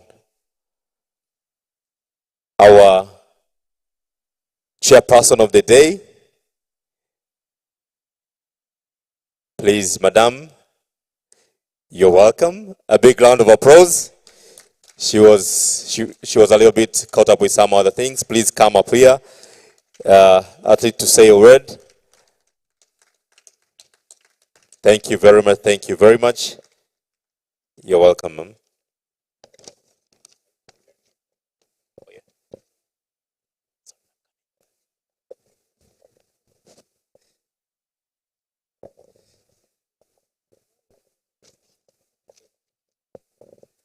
I need to be careful. Professor Zamani told me that, let me not say it. Please, I would like to introduce to you the chairperson, the founding principal, Asia Ahmed and Group, and COP. Please, you're welcome. You'll do it better, I think. Thank you very much. Please, a hand of applause, please. Thank you. Good afternoon, everyone. My name is Asia Ahmed. I'm the principal partner of Asia Ahmed & Co. It's a law firm established about 30 years ago. I've had 33 years of being a legal practitioner. I studied forensic psychology and criminal investigation. I've also done addiction, alcohol and substance abuse counseling. I am very much interested in mental health, primarily because I have seen what trauma does to individuals. Many a times we do not consider trauma if it is not physical, if it has not involved physical abuse and stuff like that. I've been fortunate to work with young people because that's my passion. I've lectured in the university, Bayes University specifically, as a law lecturer. And I discovered when I started there that there was no counseling unit and we have a lot of addiction, which was one of the reasons why I went to study addiction. We established a counseling center, and part of the things that I learned in my work with these young people is the trauma that has been buried, not necessarily because it is known as trauma, but because people do not look at it as trauma. One of which is, preferential treatment by parents, cultural preference of a male child over a female child, classroom bullying, lack of recognition for efforts being put in by a child. Our mothers, God bless them, carry most of the burden. I was having a conversation with Professor Zamani on how I was also part of the parents that could not understand my son going through trauma, which was yesterday when Sharifat was narrating her story. I cried because I've long recognized that I was also a facilitator of something like that. My son was going through trauma because he was studying in the UK, and he couldn't understand the issues of racism and stuff like that. When he dropped out of school and came back home, I tried everything I could, and unfortunately, I thought he was on drugs. So I bought, I'm ashamed to say, I bought testing kits and was doing random testing on him. And, every time it was negative, he looked at me and, you could see the pain that if his mother, who should know him better than anybody, would not believe when he speaks, when he says, I am not an addict, I don't do drugs, then, what does he have? It went to a point where he said, I don't have anything to live for.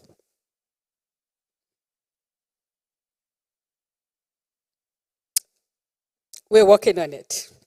That's all I can say. So, this session, it's really important to me. I had wanted him to be here, but he has online classes, and he couldn't be here because I thought it's a session that will begin to rebuild,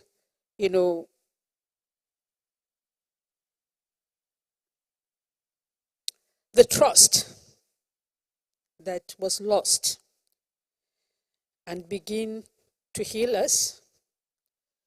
We all carry trauma, one way or the other, in our works, in our individual lives, in our families.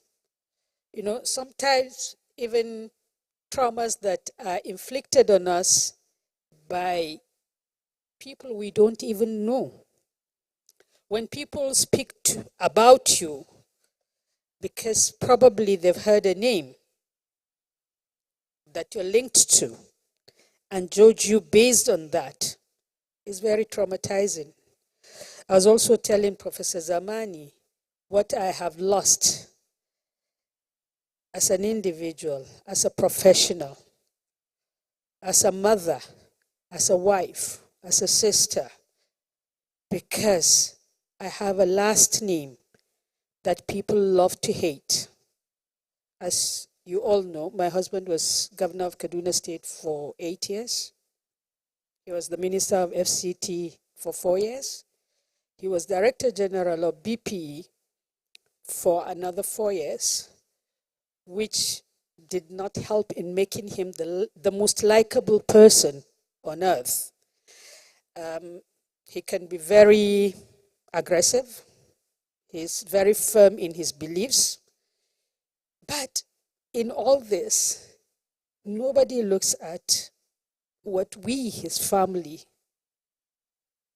go through. We've been leveled. A minister was given a query for giving me a brief during Jonathan's time because of my last name. I've lost clientele, I've lost jobs that I could do, that I'm more than qualified to do. I have 5 postgraduate degrees. I'm doing a PhD in criminology and penology in the University of Cambridge. Yet, I don't qualify to be given a brief or a job because of my last name. These are things that people don't think are traumatizing, but they indeed are. My kids have removed their last name from their social media handles because they get targeted, they get insulted, they get begged. People actually ask my 15-year-old son to give them money because his father stole, and so he has money. So, not too much of my story, but what I want to say is that trauma is real. It has all kinds and shapes. It affects even the strongest of people. We need not just therapy, but we need people. We need people to believe in us, people to support us, people to see us. When somebody comes or you see, signs of trauma, it is not enough for you to verbally empathize. Because what people going through trauma really need is someone to hold their hands, someone to see them. Because most of the time we don't see people. We see titles. We see what we want to see, what society has, conditions us to see. So, as students of psychology, open your hearts, open your minds. Trauma treatment is more about empathy. It's more about your ability to put yourself in the shoe of whoever is going through it. I'd like to thank each and every one of you for giving me this opportunity to speak my truth. I'm not asking for sympathy. I'm not asking anybody to pity me. I want you to know that sometimes trauma is thrown at you, not because you asked for it, but because of the circumstances you find yourself. And we can live above it. We will live above it. We will survive it. And we will be better for it. Thank you very much. Thank you very much. That was actually, the address, the title of her address is The Truth. And that is, for me, the most veritable chairman's remarks. We are not sympathizing, but we are identifying. And I want to tell you that, following our initial discussion this morning, there is a new pathway. And that new pathway, we will tread together. Because she's already committed to the healing agenda for individuals, for groups, for communities, and so on and so forth. And I think this morning, Pamela just joined us. And by the grace of God, I believe that maybe that's God's way of saying, keep that law profession for now. and do more psychological work. Yeah, and so that's the path we're going to tread, and we are assuring you that there's a platform. Papu needs you. Let's just put it that way. Papu needs you, and that there's a platform through which all that you have ever wished to do for humanity can be actualized. Thank you very much.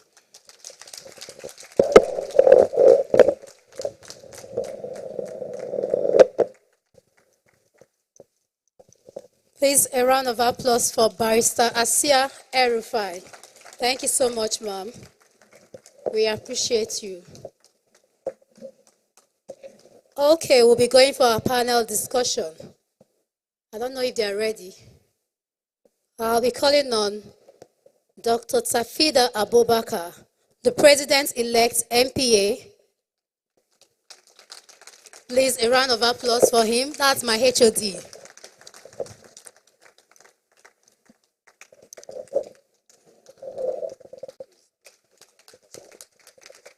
Okay. Let's call on Dr. Joshua Gandhi from Tanzania. And we have Dr. Simon Terry from Cameroon. Please, a round of applause for them as they come up here. We also have Dr. Getaun Tibebu from Ethiopia. Dr. Malomo Bolajoko from Unilag. Please, a round of applause for them. Thank you. Dr. Gandhi is from NPA, from Nigeria. Thank you. Can we have some 3-4 gentlemen to help us with the seats? The volunteers, please. The volunteers, where are you? Come, please, and help us to bring the 2 seats.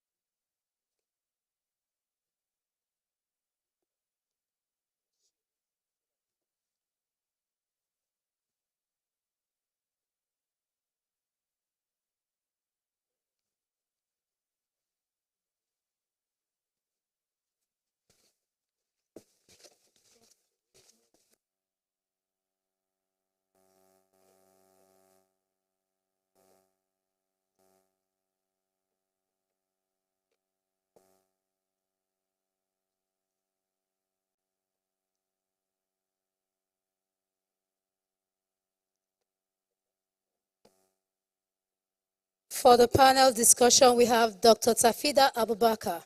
Dr. Tafida is the President-elect NPA. Please, a round of applause for him as he comes up the stage. You're welcome, sir. We have Dr. Joshua Gandhi from Tanzania. Oh, from Nigeria. Dr. Simon Terry. We have Dr. Getaun Tibebu from Ethiopia. Dr. Malomo Bolajoko from Unilag. Please, can you keep clapping as they come up the stage? Then our moderator will be Professor Sats Cooper. Please, a round of applause for him. You're welcome, Prof. Thank you. I've got a very easy task. I'm going to ask each of the leadership present here to give us 2, and if you want to make 3, observations on this event that we use as a building block for the agenda that was ably announced by the PAPU president in terms of curricular development that is appropriate, in terms of contextual training, in terms of underpinning that training, not throwing the baby out with the bathwater, but to look at all the wealth of knowledge available continentally and exemplified by the colleague from Mozambique with a detailed curriculum that they've developed at Eduardo Mondlane University, and that many programs in Nigeria and elsewhere in the continent are engaging. So give us 2, and if you want to, 3 observations and any suggestion you want to make for the next meeting, which will be called at some point next year, and we'll announce that early this year and where that venue is. So we'll start with President-elect from the NPA. So if you can also repeat your name, because some of the names may be lost, and the institution you represent. Well, you know this is the NPA President-elect, but just so that we know, each person here represents a particular entity in the continent. Thank you, the moderator, PAPU President, other leaders of PAPU across Africa, and our Secretary of the International Union of Psychological Sciences, invited guests, ladies and gentlemen. Thank you, Prof, for your questions. With respect to our curriculum, you know, every country has their own system of education, whether the subject is global or local. As Nigeria, we also have our system of education in terms of training and orientation. So the curriculum that we have at present, which is monitored and supervised by the National University Commission, is more or less restricted within our own context. Unlike having it global application and representation, we have a different curriculum, even within the Nigerian setting. You go to a particular university, you see the subjects offered are different from the other university. and therefore some of this curriculum is environmental oriented to different environment. I could recall yesterday when Professor Dewi was talking about CC Mass, and where the NUC provided 75% and 30% to be indigenous to university. She talked about traffic psychology. If you go to KP, there is no such a course as traffic psychology, and therefore the curriculum varies. So since we have variations in curriculum, there is the need in terms of the suggestion that I may prefer to have a holistic curriculum that can be adaptive to each environment. Because if you come to KEFI, we have high rate of traffic as well. Why not having a curriculum that, if it is applicable in Lagos, should be applicable in KEFI? Likewise, going within the African continent. For example, many a times we give our student transcripts. When they go out, they will say, I have not done this course, you have not done the other course, so you have to remedy it. So once we have a global curriculum, that what is applicable within Nigeria can also be applicable in other parts of Africa and the world at large. And that is a sort of demanding for transcripts. So in an effort to address this, there is the need for us to have a holistic curriculum that will be applicable across our university, not only in Nigeria, but in Africa. Secondly, if you look at this curriculum, there are also the deficiency in terms of practical application of these courses within the university. Because many a times, some of these courses are taught theoretically, because of insufficient laboratory for practical purposes. And so once the university is able to address this manpower issue with respect to laboratory equipment, there will be need for our students to gain practical knowledge before even going out for their different practicum in their respective area of endeavor. So I suggest that we need to have a African-based curriculum where all the African country can come together and say, let us have an African standard.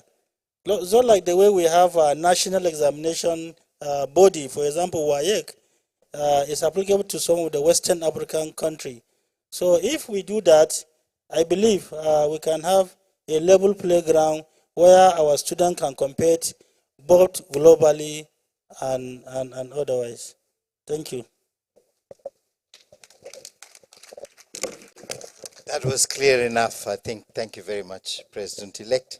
Can we ask the colleague from, it's on, the colleague from Ethiopia, President of the Ethiopian Psychologists Association, to give us your thoughts and any recommendation. Okay, thank you. I'm not a stage person. I'm a bit anxious, but I'll try to answer the question in such a way.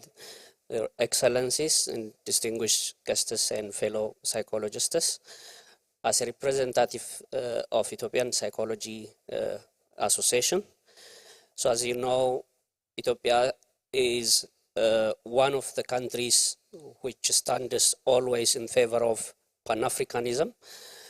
So in line with this, the theme that has been displayed here is one of the important things as Ethiopian and Ethiopian psychologists we advocate.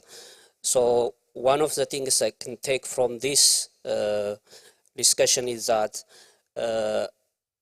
we've been looking outside of our continent, so now it gave me an idea like to think and see inside of our continent and working with other African nations to enhance and to use our own value, cultural resources and societal resources to use psychological theories to solve our own community problems of our own community. So that is one thing I would take. And the first thing I would when I go back home is to advocate and to work with my fellow psychologists in giving them the idea that if we work together and with our own fellow brothers and sisters within the continent, so if we are united and we can bring change by using the strengths which came out of unity. That's one thing. And probably if you gave me I think the chance, like maybe for the next meeting, what I would recommend is to enhance the participation of other African member nations, maybe students, and also to increase the number of participants, and if they bring up what is going on within their own continent and how their association is being doing, so we can also strengthen this Pan-Africanism and also use psychology as a tool for change within our continent. So that's what I think, and thank you. Thanks very much. Over to you, sir. All right, thank you very much. Hello.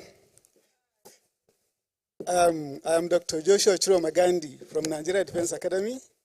I'm sorry I came in late because I was upstairs doing something. I just met our father in this profession addressing us, though I could not get what exactly he said, but from what my colleagues contributed, I think I must say something. As regards curriculum for psychology in Africa or Nigeria, as the case may be, I think if we have a good reason why we can have a harmonized curriculum, then we must at least ensure that the central focus of our training should be the same, even if there must be variations in curriculum. That's the first thing that I need to say. And secondly, in drafting curriculum for psychology, we all know what is central in psychology, what is central in ensuring impacting knowledge and skills for psychology. Then I should always advocate that we need to do the needful in ensuring implementation of central themes in our various curriculums, if we must not harmonize them to be one. Let me be very specific with the area I'm very passionate about, and that is psychometrics. As a branch of psychometrics, as a full-fledged program on its own, as a specialty area in psychology. What am I saying? You know, we all know that psychometrics simply means psychological measurement and assessment. And I'm happy we've been harnessing its benefits in Africa. In various psychology specialty areas. But then we must go beyond that. We must have a curriculum for psychometrics in Africa. The curriculum being used in the few African universities that introduce psychometrics as a program are only Euro-American curriculum. And you know, there is danger in doing that. What is the danger? Psychometrics has a foundation. And in that foundation, the last time I checked, I could not see African stream of thought in the evolution of psychometrics. But I could see German stream of thought, I could see Victorian stream of thought, and the last one, American stream of thought. What does that mean? It has implication. The implication is, if you think if you claim you are doing psychometrics in Africa, you are doing your psychometrics from whether German spring of thought or Victorian spring of thought or American spring of thought. No two way about it. They advise we need African stream of thought in psychometrics. And that's one of the things I've been working on. So what am I saying? We need to ensure our curriculums actually represent us, because it must be culture sensitive. It must be technology driven, that is respecting your culture. And you know, talking about psychometrics, we are making conversation about instrumentations, assessments, testings.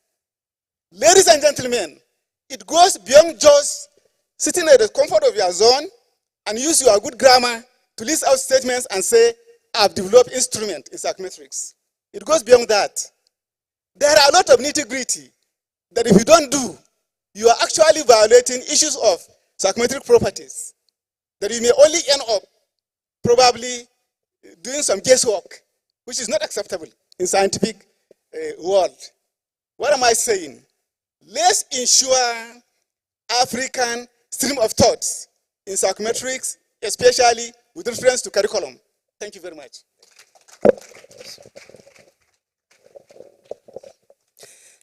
Good afternoon, everyone. Yeah, kindly permit me to stand on existing protocol. My name is Bolajo Kumalomo, an associate professor of social psychology, but I have affinity for traffic psychology. I'm the head of department of psychology, University of Lagos. Thank you for this opportunity, sir, because for me it's like you want me to recap what we did in a session yesterday. I was privileged to stand in for someone in for Team 2, and I'm so glad I was given that responsibility.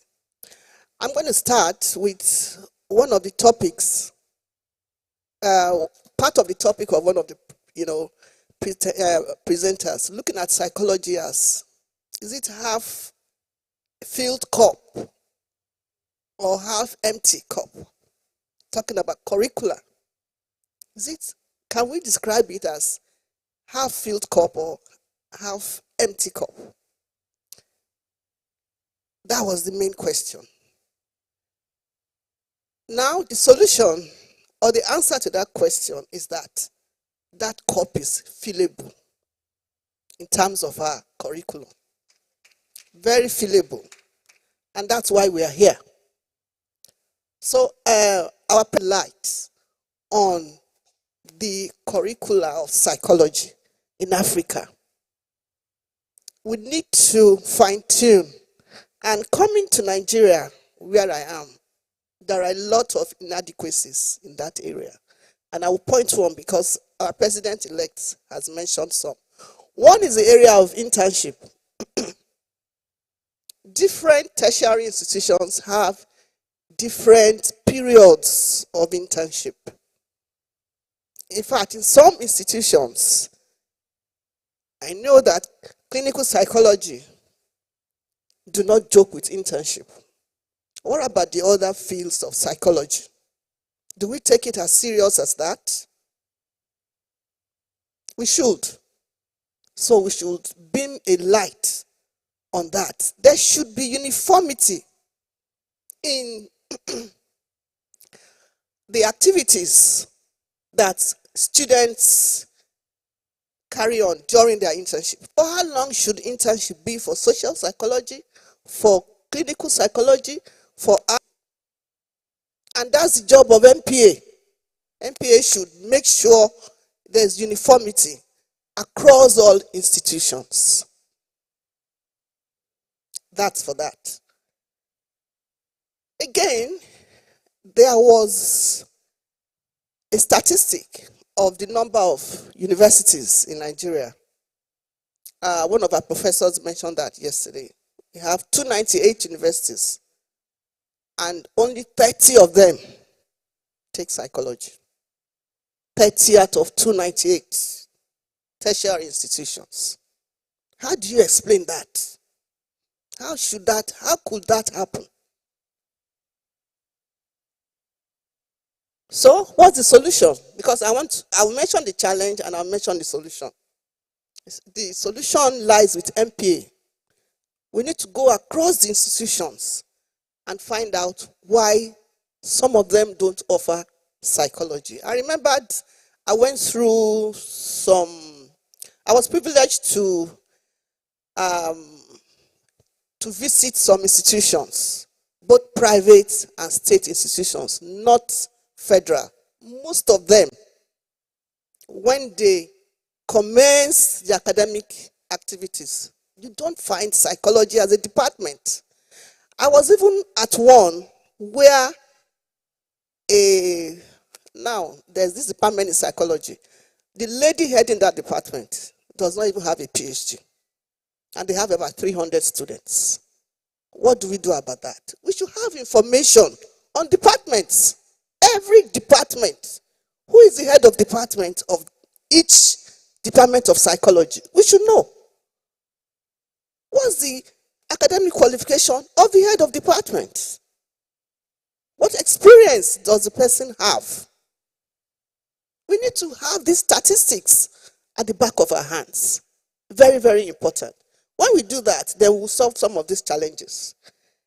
Again, I want to touch on practical aspect of psychology, and that would be in the area of laboratories. How many of our departments have well-equipped laboratories? How many? Of recent, we were trying to equip our laboratories, and we couldn't find equipment in Nigeria to buy. This is first-hand experience that is still currently on. We had to call the US. We made inquiries to the US. They asked us to contact some companies in India. In India. So what can India do that we cannot do in Nigeria? By now, we should have maybe one of our elders importing psychological equipment into Nigeria. And I'm sure departments will key into that, will buy. Our laboratories are empty. How do we want our students to have hands-on practice on the theories, the theoretical aspects of what we teach them? I was telling a colleague earlier on that one of our students that had a first class, somebody had to tell him, you better go out of Nigeria and know what psychology actually is. And that's the truth. Because we don't have these equipments. Now psychology is tending into neuroscience, if I'm correct. I think one of our elders mentioned it yesterday. Can you do that without equipment? We cannot. So we need to look into that. So our elders are here who can afford to do that. That's an area of business. We can do that. Set up a distribution outlet for psychological equipment. Then the issue of spiritualism. We were made to understand yesterday that Africans love religion. We have this faith that there's a being up there which we believe in. That's the reason why some of these psychological problems are sought out for in churches and mosques. Because we believe there is a being. There is. But some of these challenges are psychological, behavioral, that psychologists should be able to solve. So what's the solution? The solution is to see how we can incorporate spiritualism into the intervention that we conduct. Make them believe, yes, there's God, You can pray. You can maintain your belief. However, also look up to us for hope.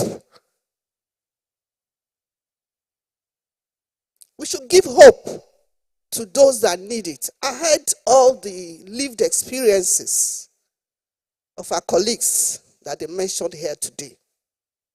One of the solutions is to give them hope. At the same time, conduct your therapy, your intervention. Incorporate religion into it in a way that, the patients or your clients will see you as people that can help solve their problem. When you do that, then half of the problem is solved. And then also along with that, do we have trained therapists? Or is it that we just go online and get information? Just like all those, what do they call them now? Motivational speakers. You hear them talk about psychology. Meanwhile, they don't have any background of psychology. So are we really trained to give therapy? So maybe MPA should, come up with a training program. It could even involve people from abroad who are very good at it. I'm not saying we cannot do it, but we have to learn from people that have been doing it. Let's see how we can train our psychologists on therapy, not only in clinical psychology, in social, in IO, and all other divisions. Yes, developmental, forensic.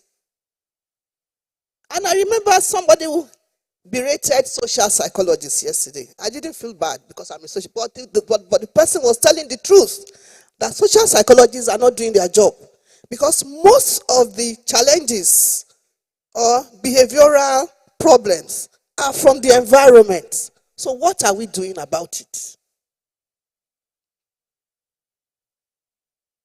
Okay? Lastly, because of time, sorry, there's need for a renewed institutional review board.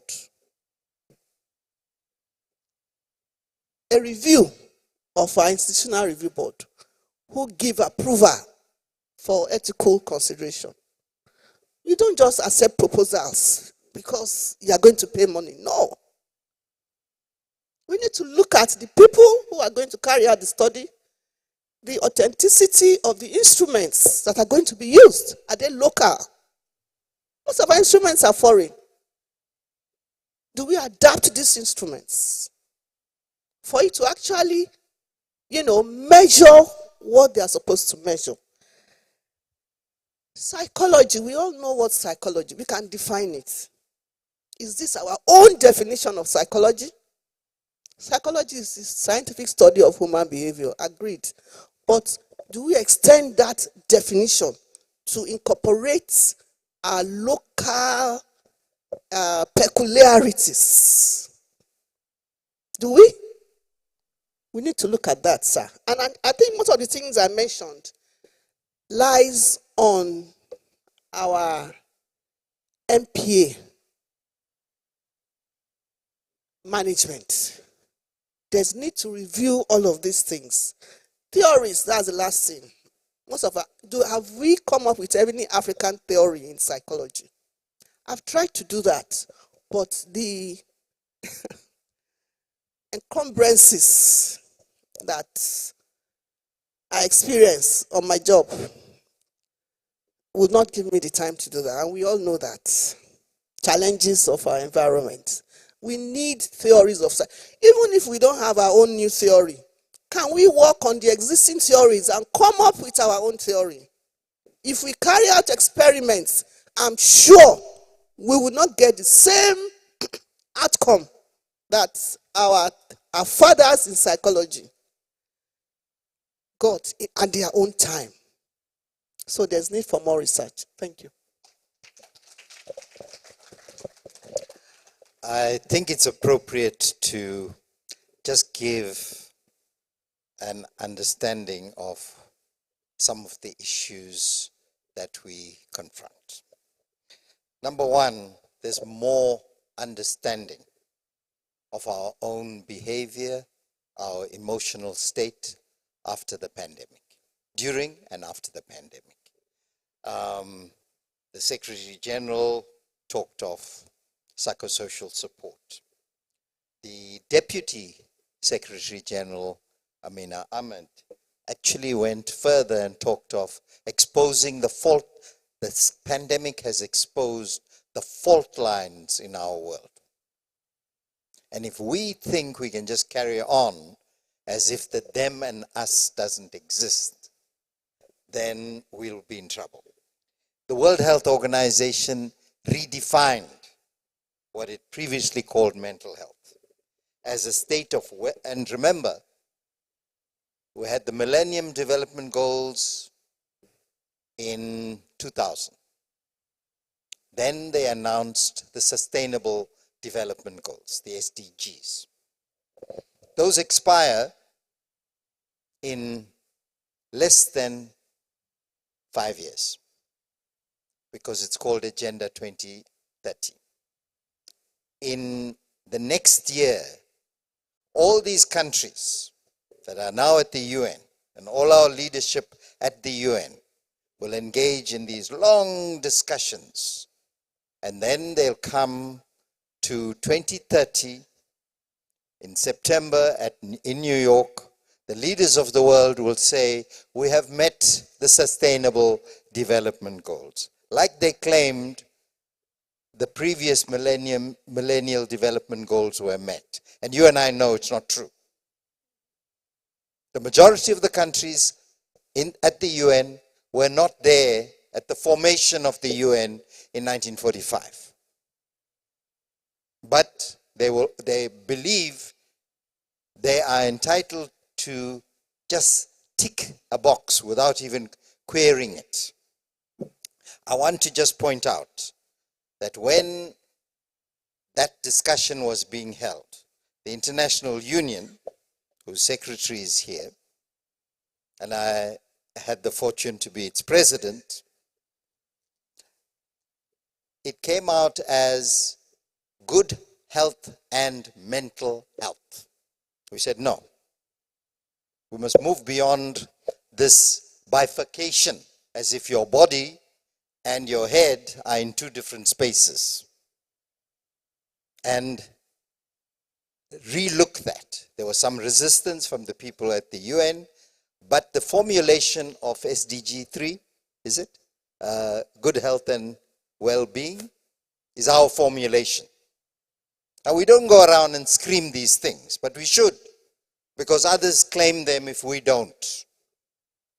And Dr. Mivani was telling me her book is on Amazon, and she gets nothing for it because somebody else is getting the royalties for it.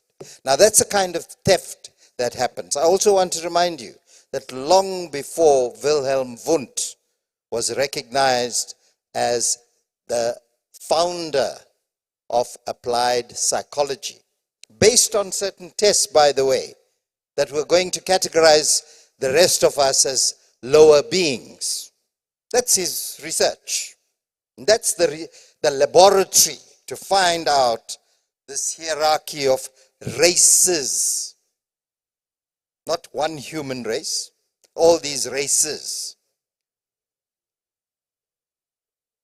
Anton Wilhelm Amo Affer, a boy who was taken from the West Coast, the Gold Coast, landed up in the Dutch Royal House, had to do 3 doctorates before he was even given some kind of recognition, wrote the first dissertation on the human mind, debunking the Descartesian dualism of mind-body. Okay? So we don't look at our own history. We look elsewhere for salvation. our leadership, not leadership here, our leadership at those levels, political, economic, where the power is, look elsewhere to do whatever they want to do at the expense of our people. Now, I'm going to say something which I need to say to, particularly because it's overwhelmingly Nigerian here. You ignore your own gravitas. You actually don't recognize that you have quality, that you have the ability to actually show not merely the rest of the continent, but the world that your scholarship matters. Because the writers that have come from Nigeria, some we may not like as personalities.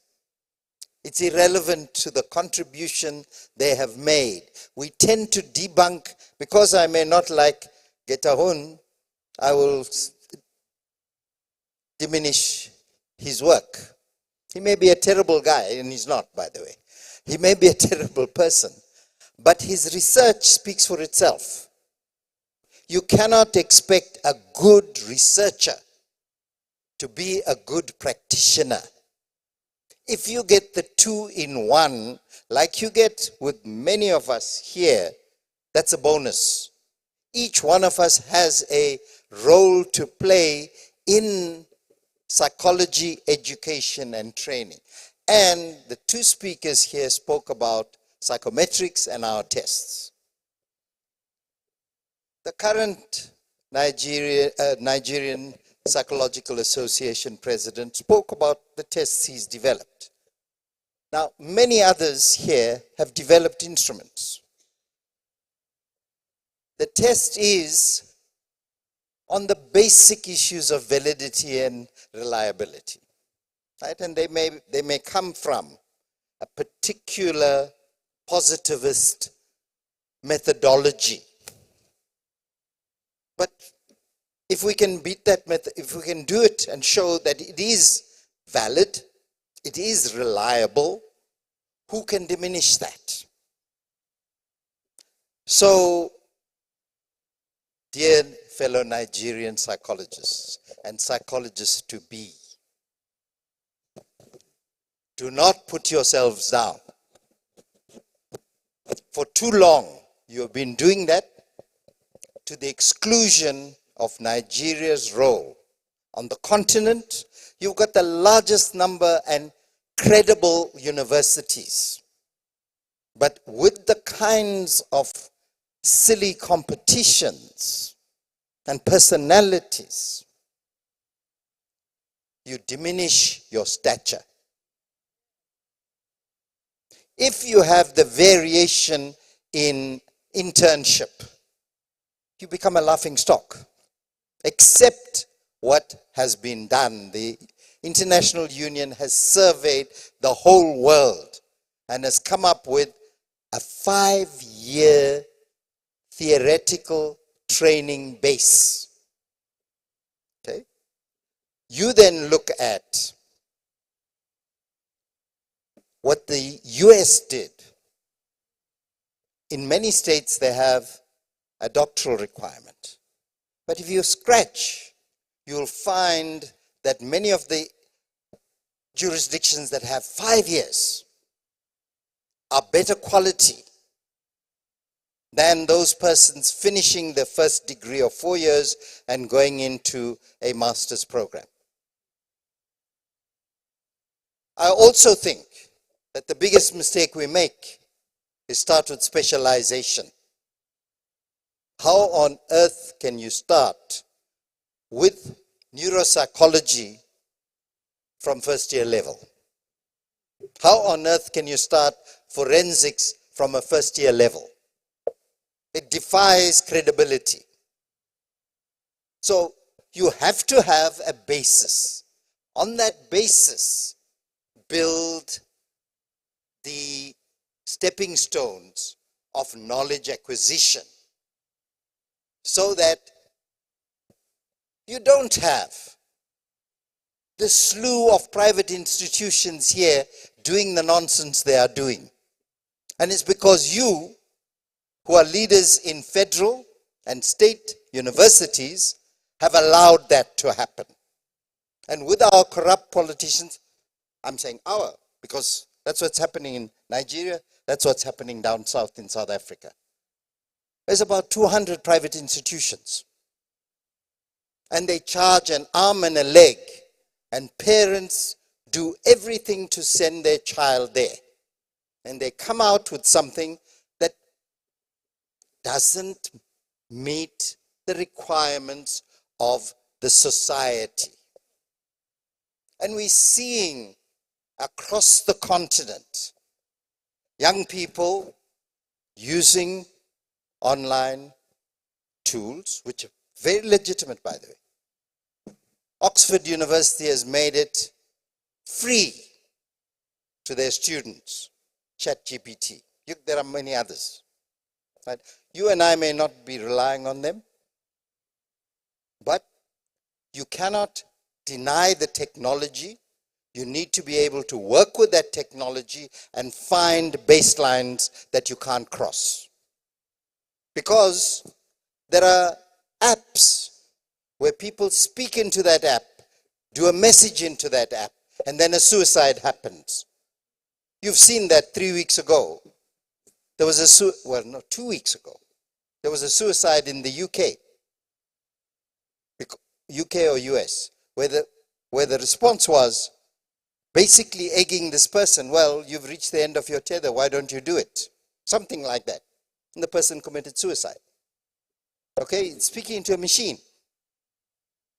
Now, thankfully, we don't have many psychologists who drive, the real live psychologists who drive their children or their patients or anybody else to suicide. Some of them may make us feel, you want me to be suicidal, but that's besides the point. The point is, do not underestimate the gravitas you have. We tend to look beyond for solutions, and the brightness that we heard with our students the first day showed us that this is the next level. We need to work together. We need to guide our future, our students. We need to encourage them to do the kinds of relevant research that the Mozambican colleague presented here with an entire range of topics. And you saw it. You saw that. Right? They've worked on it. I'm pleased to say, supervised by the Pan-African Psychology Union's board member, Juvenal Balagamere, from the DRC at Edward Mondlane University. So if we can collaborate in that way, I'm going to use, because the majority here are Christianity, of the Christian faith. If God can be with us, who can be against us and succeed? And therefore, if we are together on this, there's no force that's going to deter us except the filthy allure of the dollar in one eye and the euro in the other. And there are more renowned psychologists from Nigeria, retired and in residence in North America and the UK than here. There's been a veritable brain drain from here. Why? Because we don't affirm our own. And as I said, I'm acknowledging, some of us can be terrible people. I may not be the best person with certain people. But we've got to acknowledge and affirm our own. So in order to do that, we must have the confidence that, and the respect and dignity for each other. But that starts within ourselves. This competitiveness that comes from the West of publish, perish, ride over anybody, take Getahoon's contribution and ignore him, don't even mention him. happens. We exploit our students' creativity. They learn from us, they plagiarize, they do things, and then they say, I'm instantly going to solve your paranoid disorder or your personality disorder. We're still thinking, because I've done a few courses in psychology, I can deal with those. No, it's time to come to reality, colleagues. And I'm saying this abusing my position as past president. But if I don't say it to you, honestly, who will say it to us? So that we can go together to create the agenda that is put here, that our president is leading. So let's work together. Let's take these ideas. And the president has agreed, and the board will support this, that we create work groups on specific areas that are identified as common throughout. And those also will be post this conference. It'll be in an online as well as direct communication to the leadership of all our associations throughout the continent. So I've abused my position here, everyone, and I want to thank the colleagues for stirring this up, because we need to agree to disagree. But in disagreeing, we need to do it agreeably. We don't have to say, oh, it's Eva. I don't like Eva. You know, I just have a feeling, and so on. No, that time for fooling around is gone, because Nigerian psychologists and students are joining other groups elsewhere. Right? And I'll be very specific. $20 gets you membership of the APA. But just as a token, you're a foreign affiliate, not a member. Right? So, is it worth it? It may be worth it for some people, but we need to give ourselves the opportunity to accredit ourselves. Nobody else can accredit or affirm ourselves unless we do it. On that note, I want to thank all of you for raising the controversial issues so that together we can go forward. Thank you very much, colleagues. All right.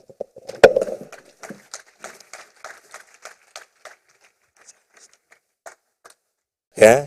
Habari. Yeah, when you're saying Zuri, you should smile like Zuri. Right?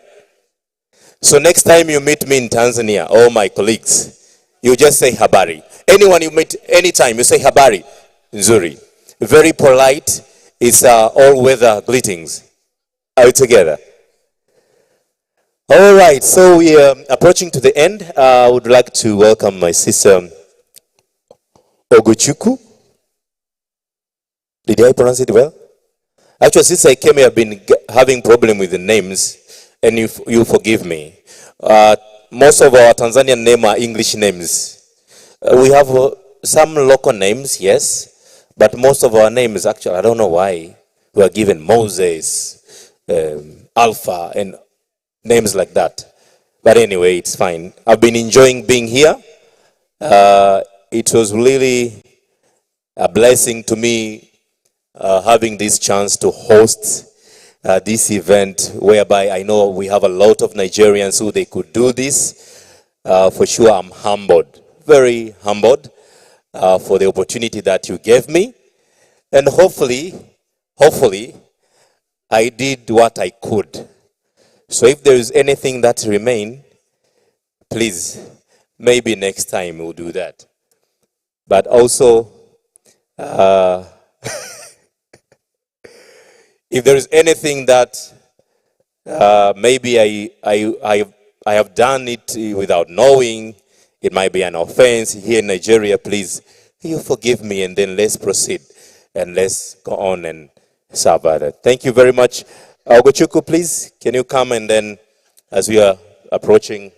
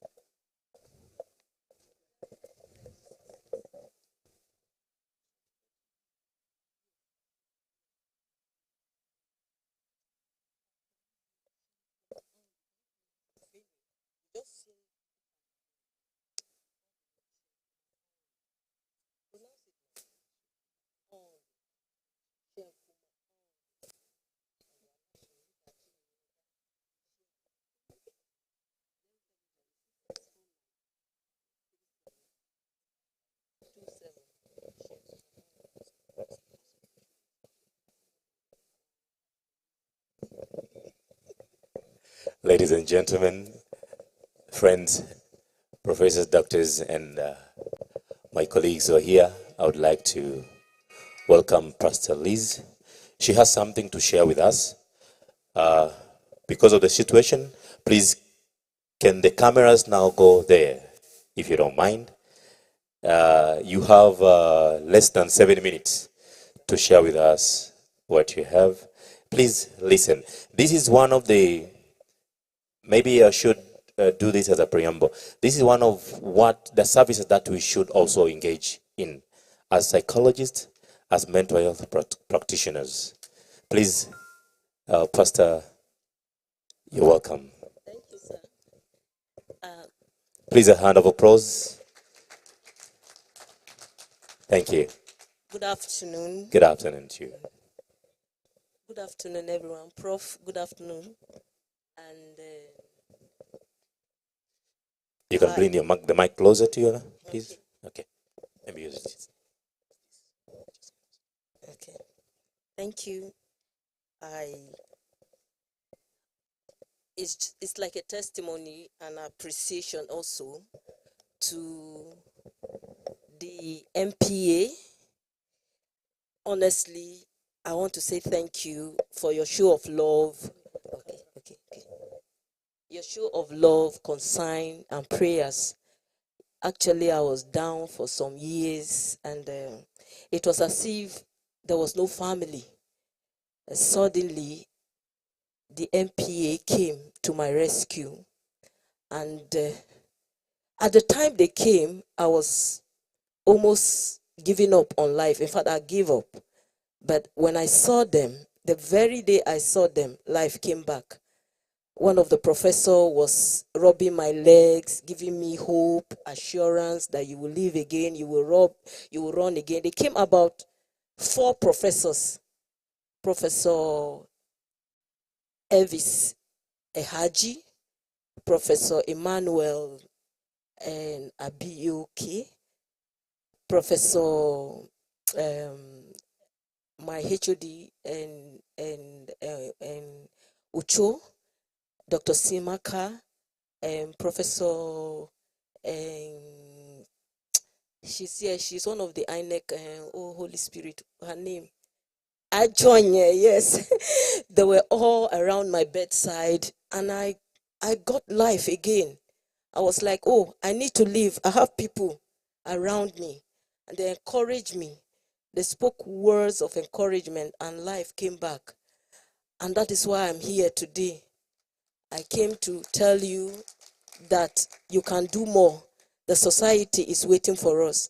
And the lectures I got here, really, I'm not in the wrong place. And the course as a psychologist is not the wrong one. So I'm happy to be one of this family, and I pray that not that such things should happen to anybody, but I pray that this same love will be extended to others if need be. And it will bring life. It will give people hope. I got hope because the MPA came to my rescue. I want to say thank you. And NACP, wonderful. I gave the testimony too there, and they were all happy, and I was happy as well. And for the conference, on my sick bed, when they told me that I was not going to walk in life again, that was what the doctors told me. So many things ran over my head, my mind. Every day I wake up, they say you will not walk in life again. And something came to mind. I was on the sick bed going through some classes, online classes. I switched to tech, and I was able to go through machine learning. That was the first course I got through 3MTT, machine learning and AI and machine learning. We're able to build a gadget to detect arms. And long stay again on bed, I went into project management. I'm now a product manager. And I was able to, yes, that's the product. MedPro is an app. It's AI as an assistant program. An app ProMed, and it came as a result of a problem that we wanted to solve. It's a group work. It's a group work. About 10 of us brought this out. I had to bring this out because of this conference. The group Cs they gave were to handle issues of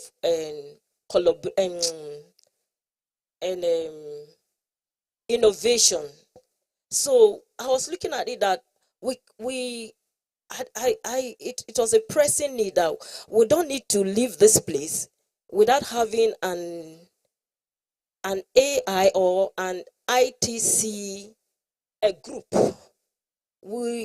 In this place we might have people that are designers, front end, back end, though they are psychologists, young men and women here that could bring out an innovation, that we preach psychology, that we talk about PAPU, that we talk about MPA, that we talk about psychology in Ghana, in Ethiopia, in Tanzania, because they need to know that we are not talking about it. We need these AI devices that will help talk about it. The young ones we hear, the old ones we hear, and not just hearing, but be part of it. Like MedPro, not much about our psychological and packages are in there, but we have some healthcare packages in, but it could be updated. We have phase 1, phase 2, 3, but we have scholars here, we have fathers here that have done a lot of things. It's just them bringing their work, and then we'll be able to put it. That is the problem. That's what brought about MedPro.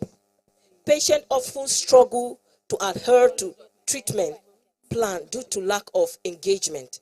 So this app has an AI device that will be able to, when you register, you'll be able to be reminded. You get messages, you get an alarm that will remind you that you have not taken your drugs, you have missed out. Yeah. According to this, the National Institute of Health, adherence of treatment or plans like this, about 40% patients have problem of following up. And then this app was made because of the research we got, and the goal was to remind them, an AI-powered solution to put people up.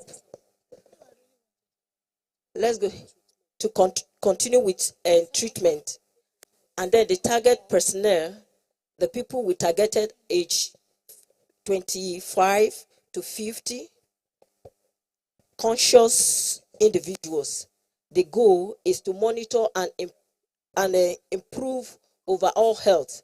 And then we have age 40 to 70, those that are have chronic issues like diabetes, hypertension.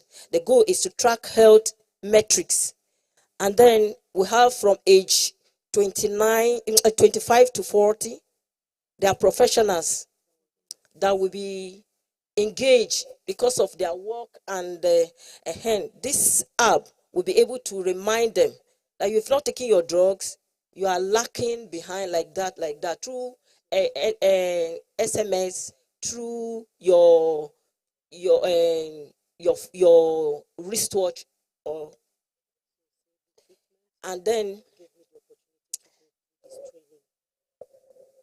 this situation that I found myself in gave me the opportunity to engage myself so that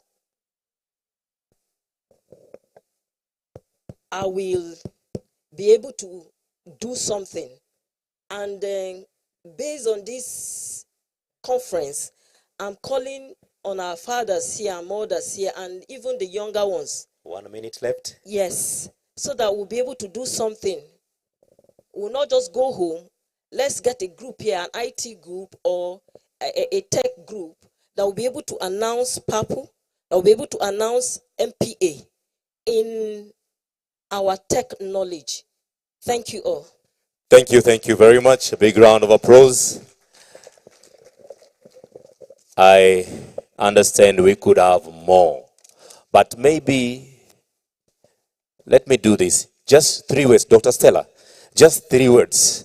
I know you have almost the same scenario. Just 3 words to Papo. Thank you. Thank you very much. I also want to appreciate the MPA, Nigerian Psychological Association, and everyone here present. I'm handling this microphone for the very first time after a very long time. I was ill last year and I really got support from members and the association itself. And Professor Mani particularly left Abuja for Makurdi to make sure that he monitors my situation and condition in the hospital before I was brought to Abuja. I really appreciate you. You're a house, a home that someone cannot just leave and be happy. Thank you so much. My division also helped, the clinical psychologist and every individual, most people financially, prayers, emotional, all of them. I thank you so much. Today I'm standing here.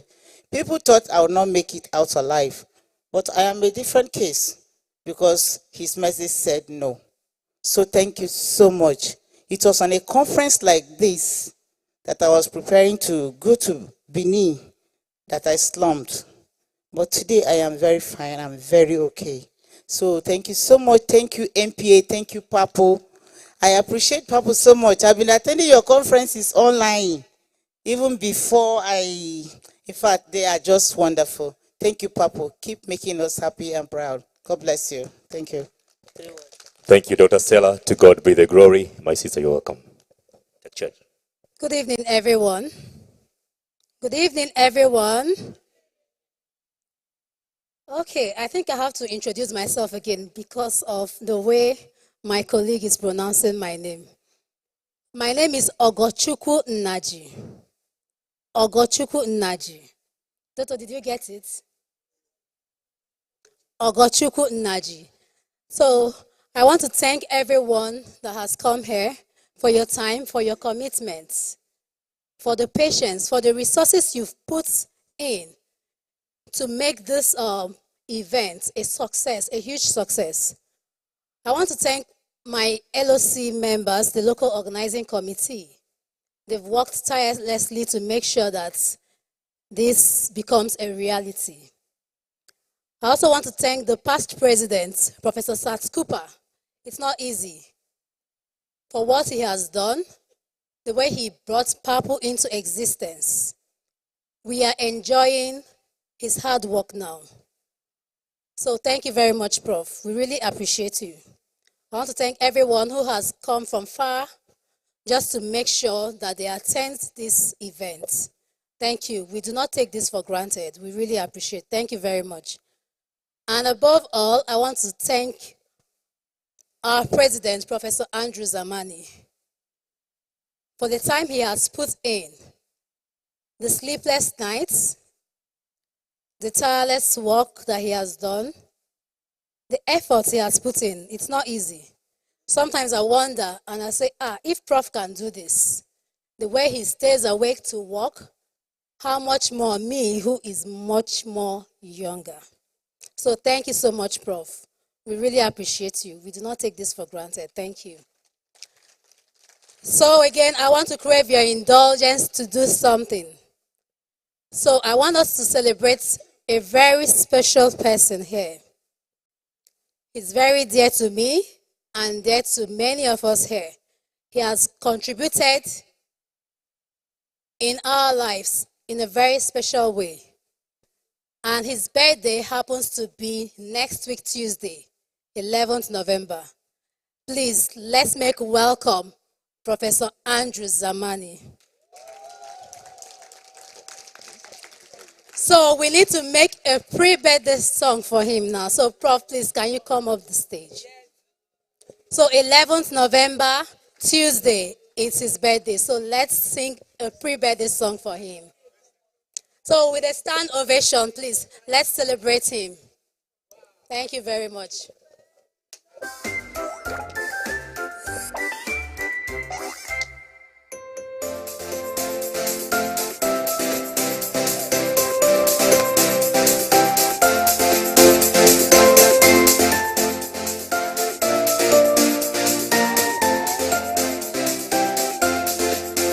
Happy birthday to you. Happy birthday to you. Happy birthday, happy birthday, happy birthday to you.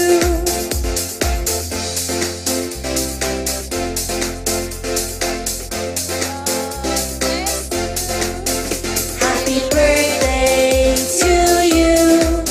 Happy birthday to you. Happy birthday, happy birthday, happy birthday to you. Happy birthday to you. Happy birthday to you. Happy birthday, happy birthday, happy birthday to you. Happy birthday to you. Thank you very much. Prof, we really appreciate you. Prof, Thank you so much. So please, on Tuesday, make out your time to send him birthday wishes. Thank you, Prof. Now, Ogo, in our country, normally pour them water. So should I do that?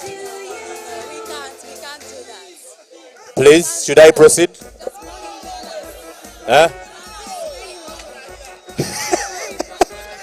You are safe. I have his money, so if he does that, there's no going back to Tanzania. Thank you all very much. Happy birthday in advance, Professor Andrew Zamani. Prof has been a father, a mentor to me. You know, sometimes there are things he will tell me to do. In fact, when I'm doing it, I'll be crying, I'll be wondering, I say, this man hates me so much. So I know it's the push, it's part of the mentorship. So thank you very much, Prof. I heard the students want to say something. Dotto, what part? Yes, please, because we started our meetings with the student summit, please, can you come, please, a hand of applause as he is marching forward. And before he speaks, tomorrow, all the students, you are going to meet with Dr. Eva Thompson, 9 sharp, 9:30. So please take note of that. 1 minute, please. Yeah, thank you. Good evening, everyone. Professors, professionals, our teachers, our parents, our grandparents, our ancestors here in the hall, and those who have gone right ahead of us. 146 years ago, what would become, psychology as a practice began. It has traveled all the way through the world, through many generations, and has been handled by men and women of different stature and nationality. We did not imagine that a day would come where African psychologists will gather from all over Africa with us students in mind to tell us that, look, we want to hand over the baton, we want to prepare you for the future. And so when we came in here, most of us came in empty, but we are living filled. We just want to say thank you to our teachers for prioritizing us, for making this conference about students, for making this conference about the future, for making this conference about tomorrow, and for looking at us and saying, look guys, you are all seeds that we are putting in the soil. And we want to assure you that we will grow and we will do what you expect us to do and even more. Lastly, I want every student of psychology, if you're an undergraduate student, a postgraduate student, or at any level, please rise to your feet. Let all our teachers sit down, all our professors, all our doctors, all our fathers and our mothers, please relax. And please, students, let us all put our hands together for them and say thank you. So on behalf of all the students from all over Africa, we say thank you. Thank you, Papu. Thank you, thank you, thank you. Thank you very much. Can I hear all the students shouting? Come on, guys, you're letting me down. Can I hear you shouting loud? That's always what we do when you're in school, right? Thank you very much. Thank you very much. Now, maybe I'll make one announcement. Then we're going to jump on something quickly. We'll be having, now listen carefully. We're going to have a cocktail party this evening. We're going to have a cocktail party this evening. Outside there where there's a green carpet. So please, we are going to start around 6:30. 6:30? 6. Okay, we're going to start around 6. So please, you're welcome in the evening. We'll continue with our networking when we're there. Is that clear? Now, for a few minutes, we would like to get feedback from you concerning the conference. Can I see maybe 3-4 hands up? Feedback. It should be constructive feedback. Whether there's something that you feel like we should improve next time, whether there's something that was really good, we should keep on fueling it. Please. Okay, I'll take only 3 people because of time. One, please, can you take the mic? 2, I can see the hands from the student only. It's okay. 3, 4. So I'll take 1, 2, 3, 4. 1 minute is enough, right? And then we'll proceed as we're going to finalize our program. Short, just a short feedback. Thank you. Okay, good evening, everyone. Sincerely, attending this program have been very, very inspiring to me because I came in and the zeal in psychology in me have been rekindled, and the program, it's so rich that whoever did not attend this program have actually missed a lot, because it is more grounded in the future of what we need to do, the standardization of making sure that as Africans we actually we grow these parts. We within this conference, I learned something that we can actually push PAPU to be great, just like we have the ICANN and the MBBS, how they push their profession to be really very projective, and even students from primary school, secondary school gets to know about it. But sometimes people don't even know about the need to study psychology in secondary school. So these have been a challenging one, a mind-inspiring one, and I would love it to grow beyond and far. Thank you. Thank you very much. A round of applause. Please, can the mic go quickly to the second person? No, please, only 4, please, because of time. The other side.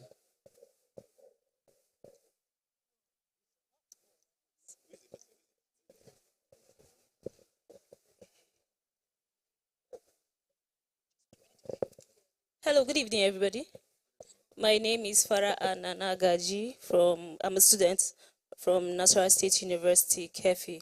Okay, so coming for this conference, it's gladdened our heart, me especially, when I came and I could hear conversations and someone like Dr. Abigail, who was talking about the different niche and how we need to invest more into ourselves, and also how our passion should be able to fund us. And it's amazing because you barely hear of psychologists, apart from clinical psychologists, other psychologists making waves in their own aspect.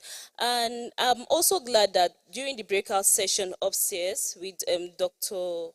Ukonkwo, yeah, there was a talk on integrating the other branches of psychology into the conference, and it was amazing. Even though I was feeling a bit left out, because I'm like, I am IO, like I want to hear more of IO, but I was hearing more of clinical, even though it's still part of it. But I'm glad, and we also ask that please it should be included other aspect, because I also have friends who will be like, I want to really go into sports psychology, but there's no direction. There's even nobody to actually look at and say, this is who I want to, or this is who I want to mentor me. So I think opening up more is going to get a lot of other like-minded people together. Thank you. Thank you, thank you. NPA, you have more to do for the Nigerian people. Okay? Thank you, thank you. Next, 1 minute.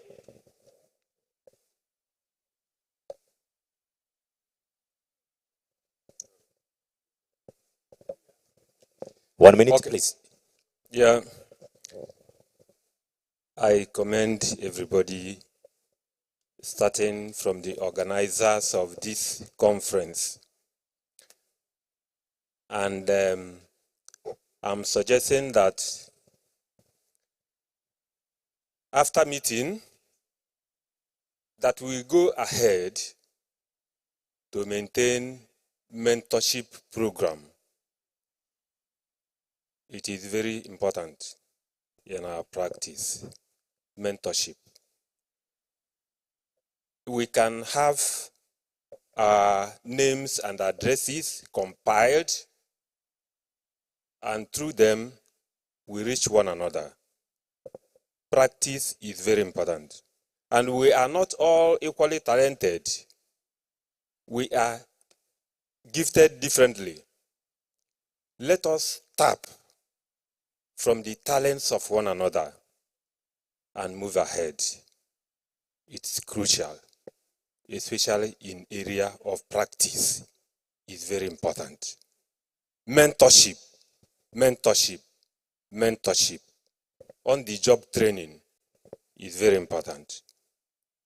Let's embrace it. Thank you very much. Thank you very much. And applause. Okay.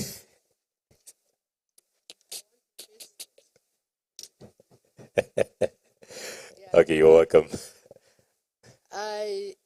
If you are a Muslim here, say, I can do it, inshallah. Again? Again? If you are a Christian here, I can do it in Jesus' name. Again? I can what?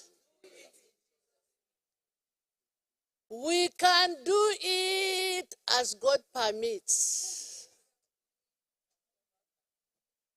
Please, make sure, my president, make sure all the papers are put on the platform. Then the final discussion or the final advice given to us by Professor Sas Cooper is all about you being able to do it. Whatever your environment, whether you are a woman, you are a man, you are a girl, you are what? I told you that's why I started Intervention Center for Children and Women. We can do it. We can make it. We should not be depending on outside country. Eh? We here, by his grace, my president knows. It's only, where is my mama? Where is my daughter? You. I told you it's only a region now I want to visit, and Tokyo. But all other regions of the world, by his grace, have gone. My mother she didn't understand Abacha in Hausa. Please, parents, mothers, get close to your children between age 1 and 10. Is very important. That is the basis of learning. Some of the things that they learn, if we are not close to them, when they are around 15, 16 years, they say, where did you see? Where did you see? You didn't see from us. It's at that time you were not there. Especially in Nigeria now, women are leaving their children to nannies. And we don't have trained nannies like abroad. Abroad, government trains nannies. Unfortunately, my president, like somebody mentioned yesterday, didn't we invite even somebody from Ministry of Education? What we have discussed, we should have had somebody from Ministry of Education to practicalize some of these things, because there are certain things that are policy based. That somebody said, how many universities are offering, how many institutions are offering? It's like 30 out of 200. I was so surprised. Psychology in other countries is a primary course for everybody, whether science or arts. You have to do something in psychology because you have to know your people. Thank you very much. Thank you for organizing this. And we pray God will bring us once again to see ourselves and then retrieve what we have learned. Amen. Saskupa, Johnny Mercies. Johnny Mercies to everyone. Baraka baskeria ba koriaba. Amen. Lapkoske.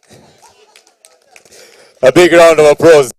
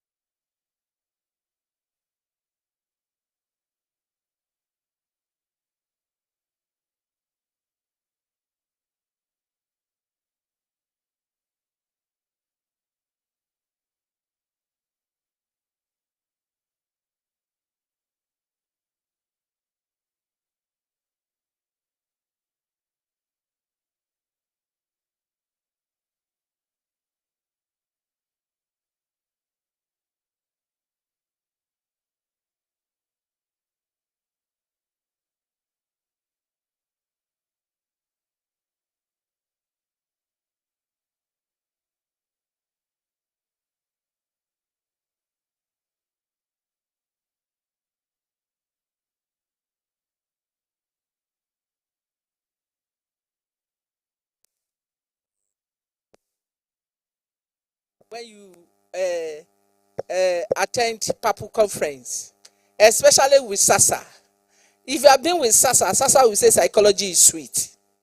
Anytime SASA want to pack conference back for you, you will see sweet, chewing gum, this will be packed there to tell you that psychology is sweet.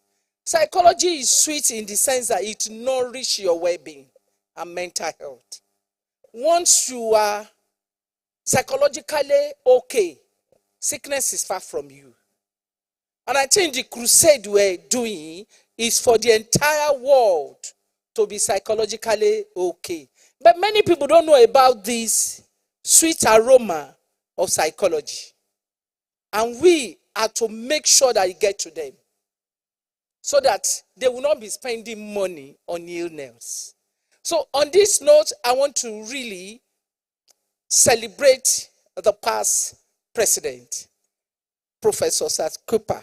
And I want to say 2018, when he came to Lagos, we gave him what we call presidential welcome from the airport. So the fact that people around the airport will say, what is happening? Is it the president of a nation that was around? Myself and the secretary of Lagos State Chapter, Mrs. Ronke Ogini Ajayi, oh, it was sweet. You know, we need to celebrate them. We need to adore them. We need to appreciate them. Then come down to Nigeria. When you do good things, never you think that God has forgotten you. When the reformer, the current president of PAPU, Professor Andrew Samani, came on board, psychology was sleeping. Sound sleep. And he woke up psychology from sleep. Psychology, don't sleep again. Wake up. Arise and shine. And since that time, psychology has been shining. And it will continue to shine. You see people like me, that I have passionate service for psychology. Let's give it to the injector. And that is Professor Samani. And I want to say, continue the good work God has given to you. You've never reached top. You've just started. And with this vision of psychology education in Africa, Africa, my fatherland, psychology for Africa, we must have the curriculum. We must be united. There must be collaborations. There must be connections. By the time we can do it all together, yes, like Professor Sadkopa said, and Samani is echoing, and the president-elect Ghana is singing it. All of us, we have to echo it. That in unity we stand, Africa for psychology. Amen. Thank you very much. Thank you very much. Thank you very much. Hand of applause, please.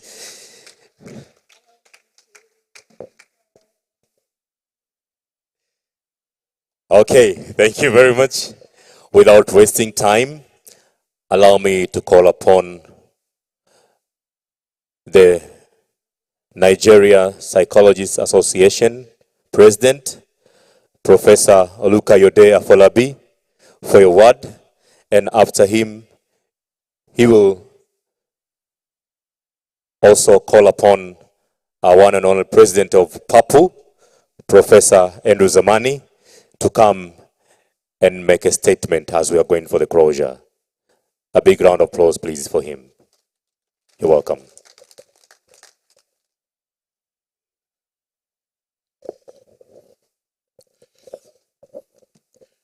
Thank you so much for our patience since we started this conference. We want to appreciate each and every one of us. You will be wondering why you have not seen my face since we started.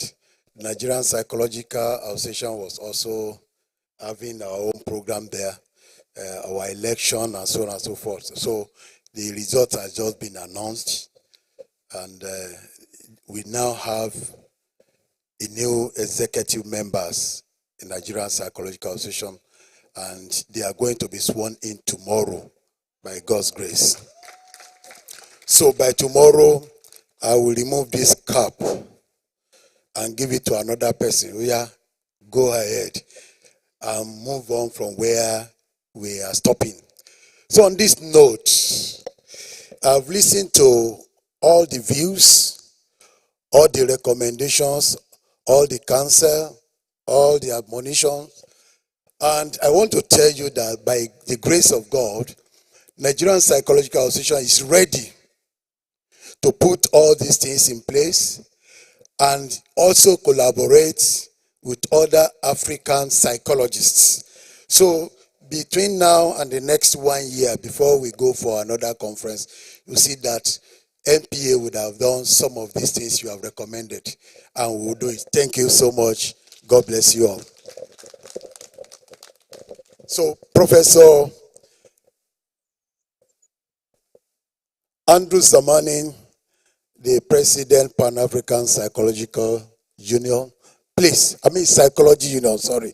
Please come on board and give us a word from your table.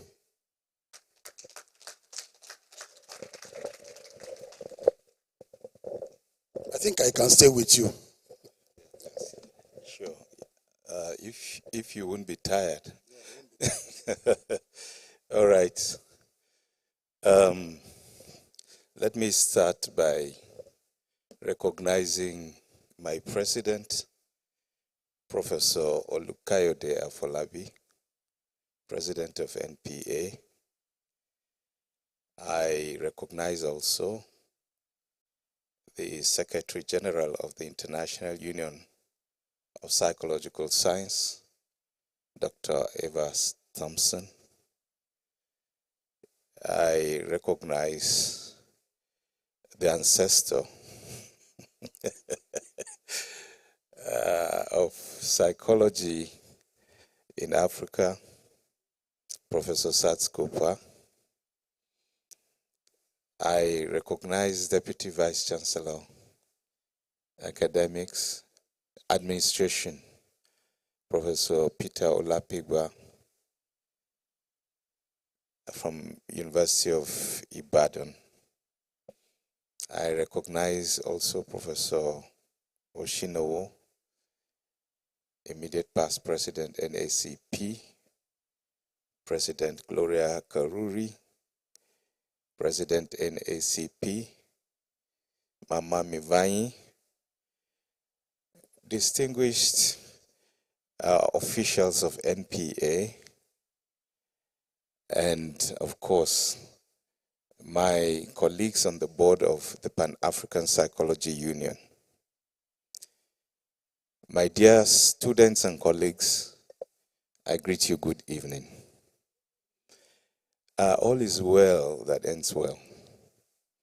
We give glory to God for seeing us through the period of preparation and bringing us to this expected end. This would not have been possible without the involvement of many people. I want to thank the immediate past president or founding president of PAPO for sharing in this vision and for supporting me to drive it, to make it happen. Each time I've had ideas and I fly them by him, it's always been support, support, support. And so when we moved from there, we decided to say, what can we really do? How do we make it a very impactful conference? And so the thought of inviting this very ever-busy Dr. Eva Thompson came up, and we gave it a shot, and there was no resistance. We know that you accepted to come not because you don't have anything to do. Your office is one of the busiest offices that I know, but you chose to honor us. I want to thank you for coming. I want to thank you for that beautiful, thought-provoking lecture yesterday. I want to assure you that we are going to use it as a guidepost for the many things that we are going to do with respect to improving higher education in psychology here in Africa. Attendance has been limited by financial reasons. And of course, I think the shortness of notice, because our notice was done, I think the initial notice was about 8 months ago. Any meeting that has prospects for high attendance, goes for 1 year or 1.5 years notice.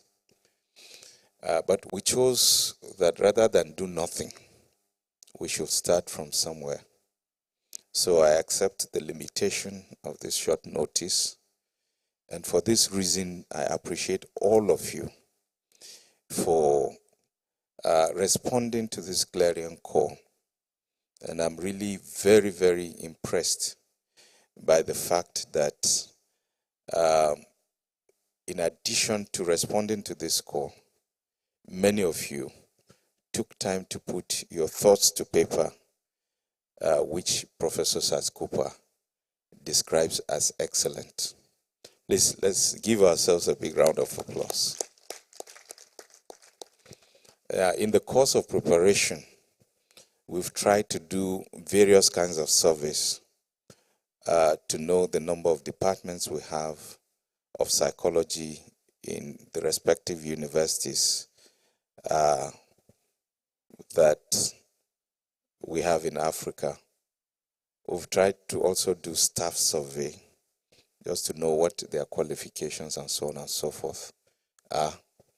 Who is doing what where?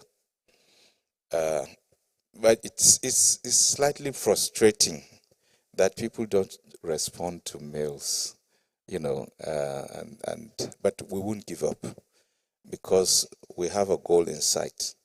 And so I want to assure you that we shall keep on keeping on.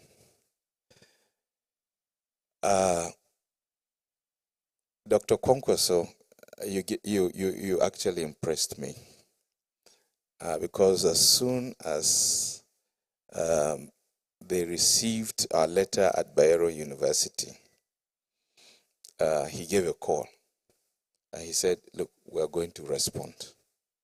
And he came here not alone, but with a bus packed full of his students. I want to say thank you. I thank Professor Afolabi for accepting to share this platform with me. This is the way we have actually worked.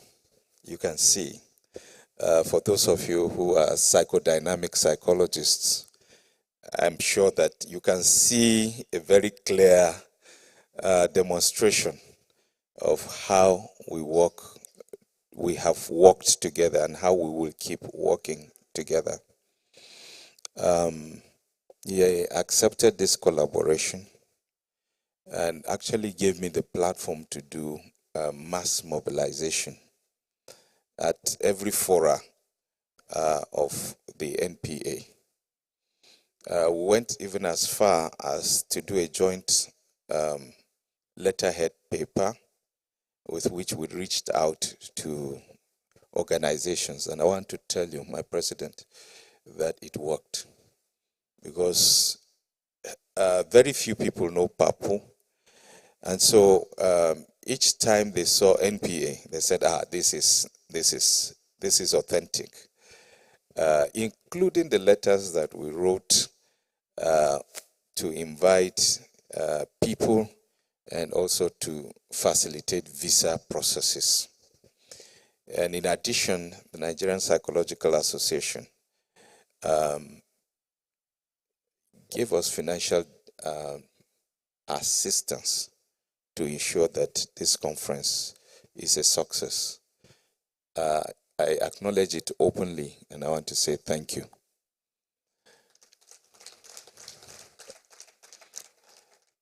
I want to thank, let me spot out Stella Atim and her friends, because for a long time, she has not been in the middle of the activities of the association. And so when she spotted our announcement on WhatsApp, she decided to call to say, what can I do? And I just told her, pray for us. Before I knew it, she set up a WhatsApp platform, Friends of Purple. And as at now, she, because of her influence, was able to raise a little over 1 million naira to support Purple. I want to say a very big thank you. That's what I call the widow's mite, and she's done it. Even though her health condition has continued to, demand so much financial sacrifice or commitment from her. I thank my students also for believing in what I'm doing. And I want to tell you that I have students I have other students who are not psychologists, but they identify with what I do. And so, you have people like Gabriel. Gabriel is here. Olalekan is here. We have Letty, she was here. Beatrice was here. And so many others who have been with me throughout this period to ensure that I succeed. Sometimes the brain work that I do is supported by them. They help me to edit some of the scripts that I write. And so it is difficult to know that I work with non-psychologists sometimes. I want to say a very big thank you for all that you have done. Now, history has repeated itself. And I want to tell you people that it is the reason why I don't take students for granted. History has repeated itself. When I took over as the president of NPA, my beacon were my students. The initial seed money that I got to run the conference that I described 2 days ago was facilitated by my students. Many of them have risen to the ranks of professor in the university. Some of them are directors. And I want to spot out Isaac. I want to spot out Velu. I want to spot out Benita. I want to spot out Chinonyerem. All of them were nascent when I took over as president of NPA many years later. They are still here with me, including, Teso. Teso, who, I don't know what psychology Teso read. Teso wants now to be a matchmaker, asking people to marry by force. It's just wonderful. I'm really very, very happy to have your support and to identify with you. I thank Dr. Ucho. Dr. Ucho Aundove has given me several surprises. On his own, he was able to assist to mobilize some handsome amount of money to support what we are doing right now. So I want to thank him, to thank him, and to thank him. I thank my colleagues on the Purple Board for believing in me and for supporting the dream. Obviously, we all came in with one agenda, and the agenda was to grow psychology from where Professor Cooper had taken us. And I assure you that the house is one, and we are moving on together. I want to thank the colleagues,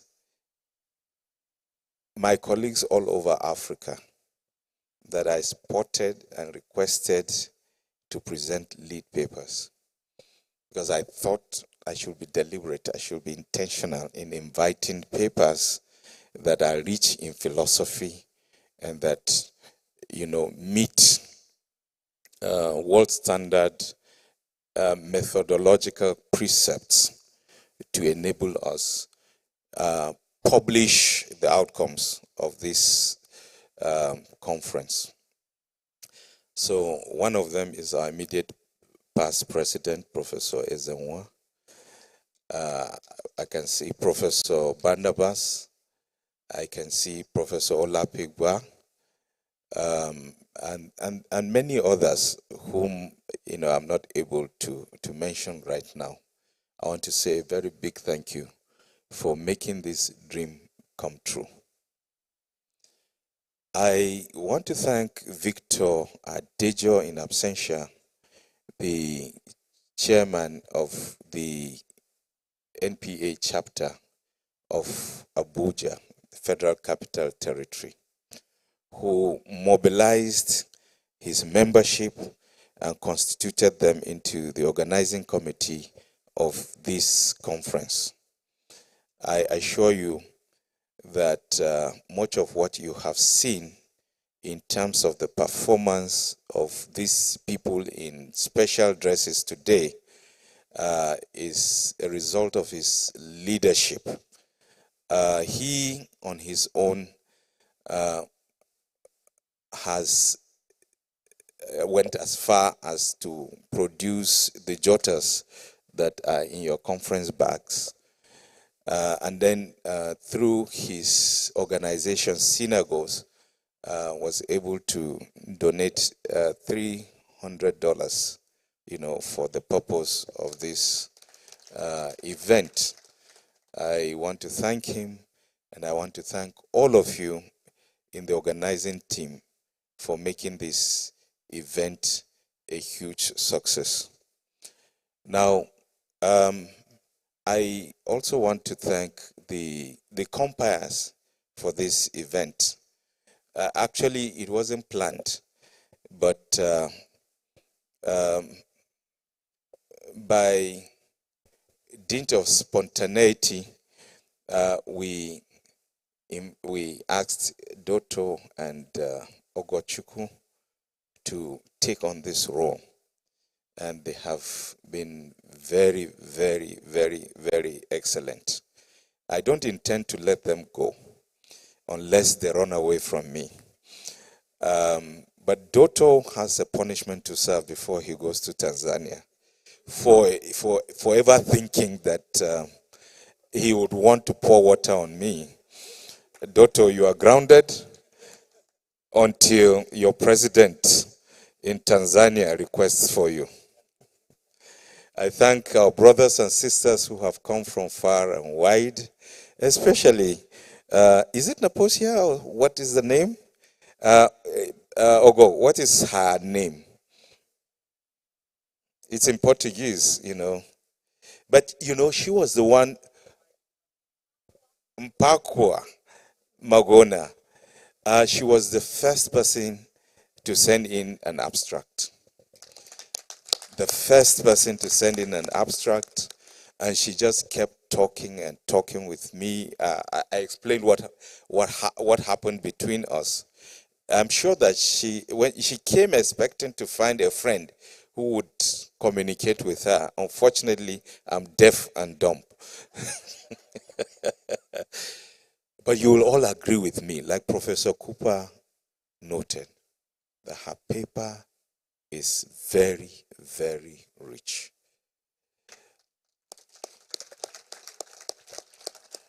She told me once, she said, I want to come, but I don't have the resources to register.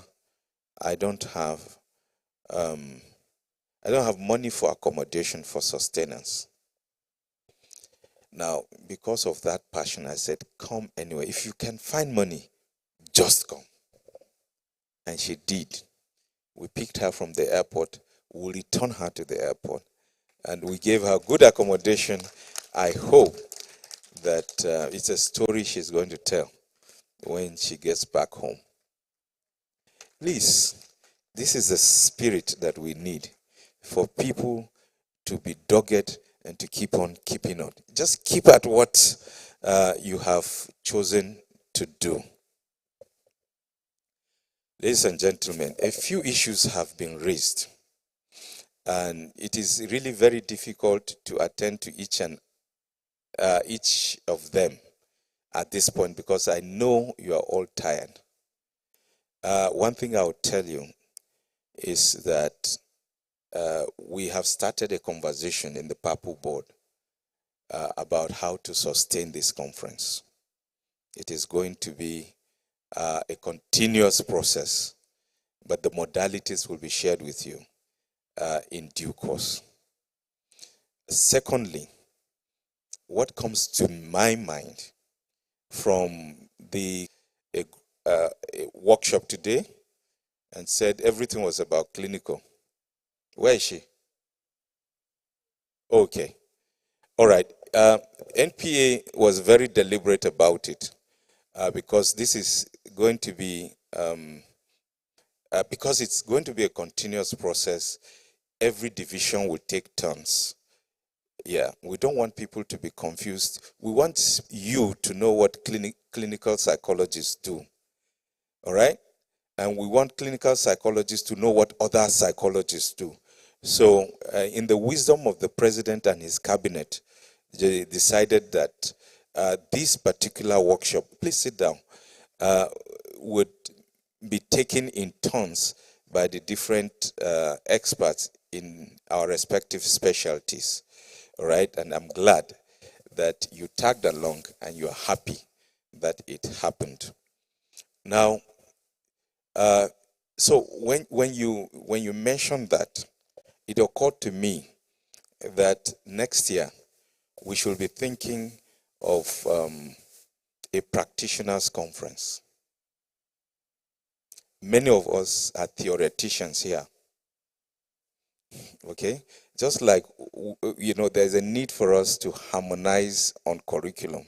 There's a need for us also to harmonize on standards. How do IO psychologists operate in South Africa? How do social psychologists practice in Botswana? How do educational psychologists practice in Nigeria? And so on and so forth. I believe very strongly that if we have a practitioners conference that follows the higher education conference, the harmony we are going to get is going to enable us to strengthen our voice for a space for psychology in the development arena of the continent. This is just an idea that just came to my mind, and I just felt I should flaunt it, but I will discuss with the PAPU board. And I believe very strongly that our common wisdom will show us the way forward. Professor Cooper, you wouldn't believe, just came out of surgery not too long ago. But this man has been bouncing like Muhammad Ali, in the ring. Or, he's been so agile, like Maradona on the football field. I cannot thank you enough, sir, for all that you do for us. Thank you for coming. Thank you for guidance. Thank you for everything that you keep doing for us. We pray for people who bless our lives. And I want to assure you that our prayers will not go down. Our prayers rise to the high heavens, that God sustains you in good strength, and that He keeps you perpetually strong, and that you will enjoy long life. I want to congratulate the newly elected officials of the Nigerian Psychological Association, and also to congratulate people who contested this election. As I look around, I don't see bitterness at all. This means this is one family. And so this outcome, while we give glory to God, I want to congratulate Baba Afo, our outgoing president, for leading such a very smooth transition. Please note that we are not tired of having you, and that as you leave the stable for Dr. Tafida, that you're going to have higher callings. And please do respond when we beckon on you. Now to Dr. Tafida. Dr. Tafida just got promoted to the rank of associate professor. And tomorrow he will be taking over as president of the Nigerian Psychological Association. Now we congratulate you for all that God has done for you. Please don't take it for granted. You are taking on a saddle that requires maturity. You are taking up a saddle that requires patience. So we pray that God will give you wisdom. And please don't cut the links with the old brigade, because it's very risky to do so. If you maintain these links, all right, you will succeed beyond measure. Thank you, ladies and gentlemen. There are certificates to be issued, but I think we've taken so much time that the best to do is to go to the registration stand and just pick your certificates. You don't know which president. You sat with him now. They know him. Okay. Dr. Tafida, please rise.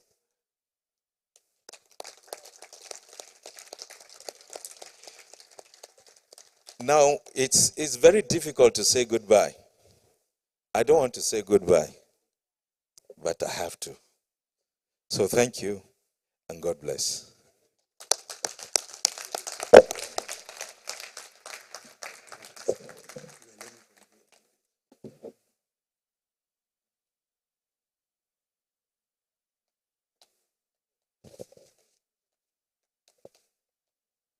Let's get our certificates.